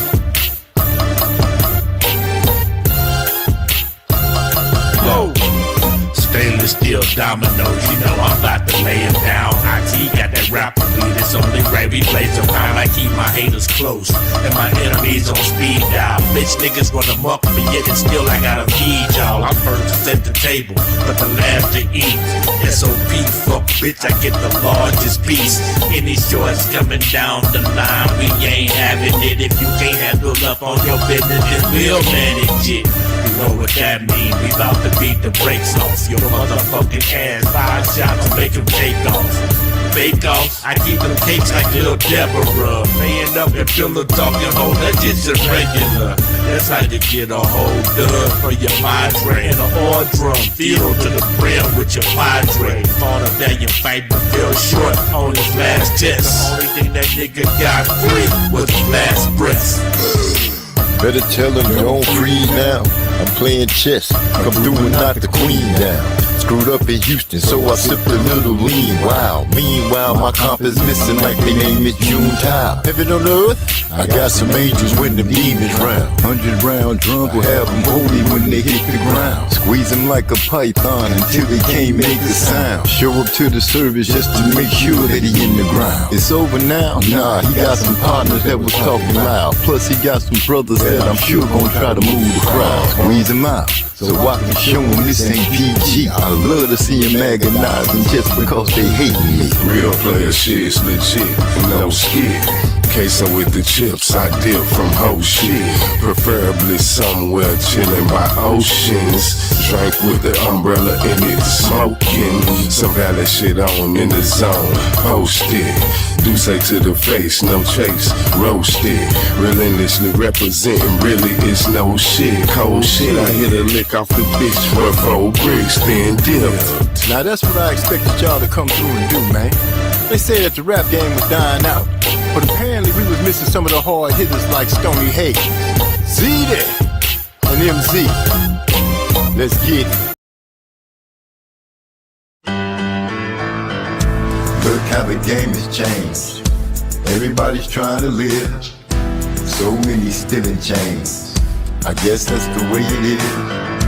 Life got a way of moving, keeping everybody in step. The minute you start assuming, that's when everything goes left. Raised in the Midwest, grew up in the dirty. Make a flick of my life, it's a 30-30. Do little, cause I used to talk to the birdies. Have them running on the track as if it was a derby. Made it snow in the midst of the summer, stunner. Then I got greens in the winter, dinner. When they got a 9 to 5, cause big bro say that's how you keep the game alive. Only deal with fam and it's plain to see. Haters start talking what it mean to me. If he's smart, he'll go ahead and leave it be. Let the question be, what does life mean to he? Born in the time of the equinox, I'm a paradox. Go ahead and fact check. To the rules I will hold you, but then again it's the rules that I broke that's to mold you. Look how the game has changed. Everybody's trying to live. So many still in chains. I guess that's the way it is. Life got a way of moving, keeping everybody in step. The minute you start assuming, that's when everything goes left. Everybody wanna be somebody, living fast, moving weight like a dolly. I'm not trying to be the one to catch a body. That's why I stay out the way from everybody. Cause I know some fool is gonna try me. Cause nowadays nobody be boxing. You can ride or die, the only two options. Niggas pump faking, bitches be flopping. The cops are watching, be careful what you do. The ops are watching, be careful how you move. Mostly everybody got something to prove. Everybody wanna win, not lose. They wanna walk in the next man's shoes, but they don't wanna sing the next man's blues. Everybody's gonna have a bad moment.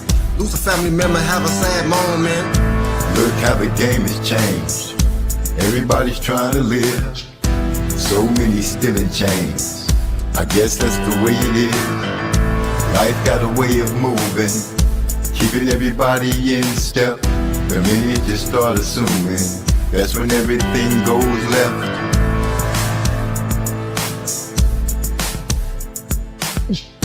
Hey, I appreciate everybody coming through, having fun with me. But I guess this bringing us to the close of the show. Much love to all my brothers and sisters out there. Block fam, appreciate you riding with me all this time. I'm out. Rebel DJ Cleve on the beat.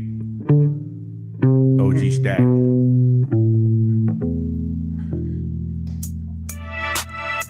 Working behind the tree lines, modern day moonshines. Make no mistake, we some noon to noon grinders. Find a way, get it done. It's iron at play, hit and run. Body twice, head once. Usually that'll get it done. But if it don't, lay low till them frogs think it's all good. Circle back to his mama house. I think her shit is all wood. And if that's the case, big dog, you already know the play. Send them boys some pictures from the burner and tell them any day they gon' have to show face. And these streets are on the front row. We sitting back patiently. I chill and watch the blunts roll. Smoke floating around this bitch like Magoo from the Flintstones. I'm having visions of body casts wrapped up in body bags, thrown in the ditch, been covered up with rat shit. Big ZD crazy as fuck.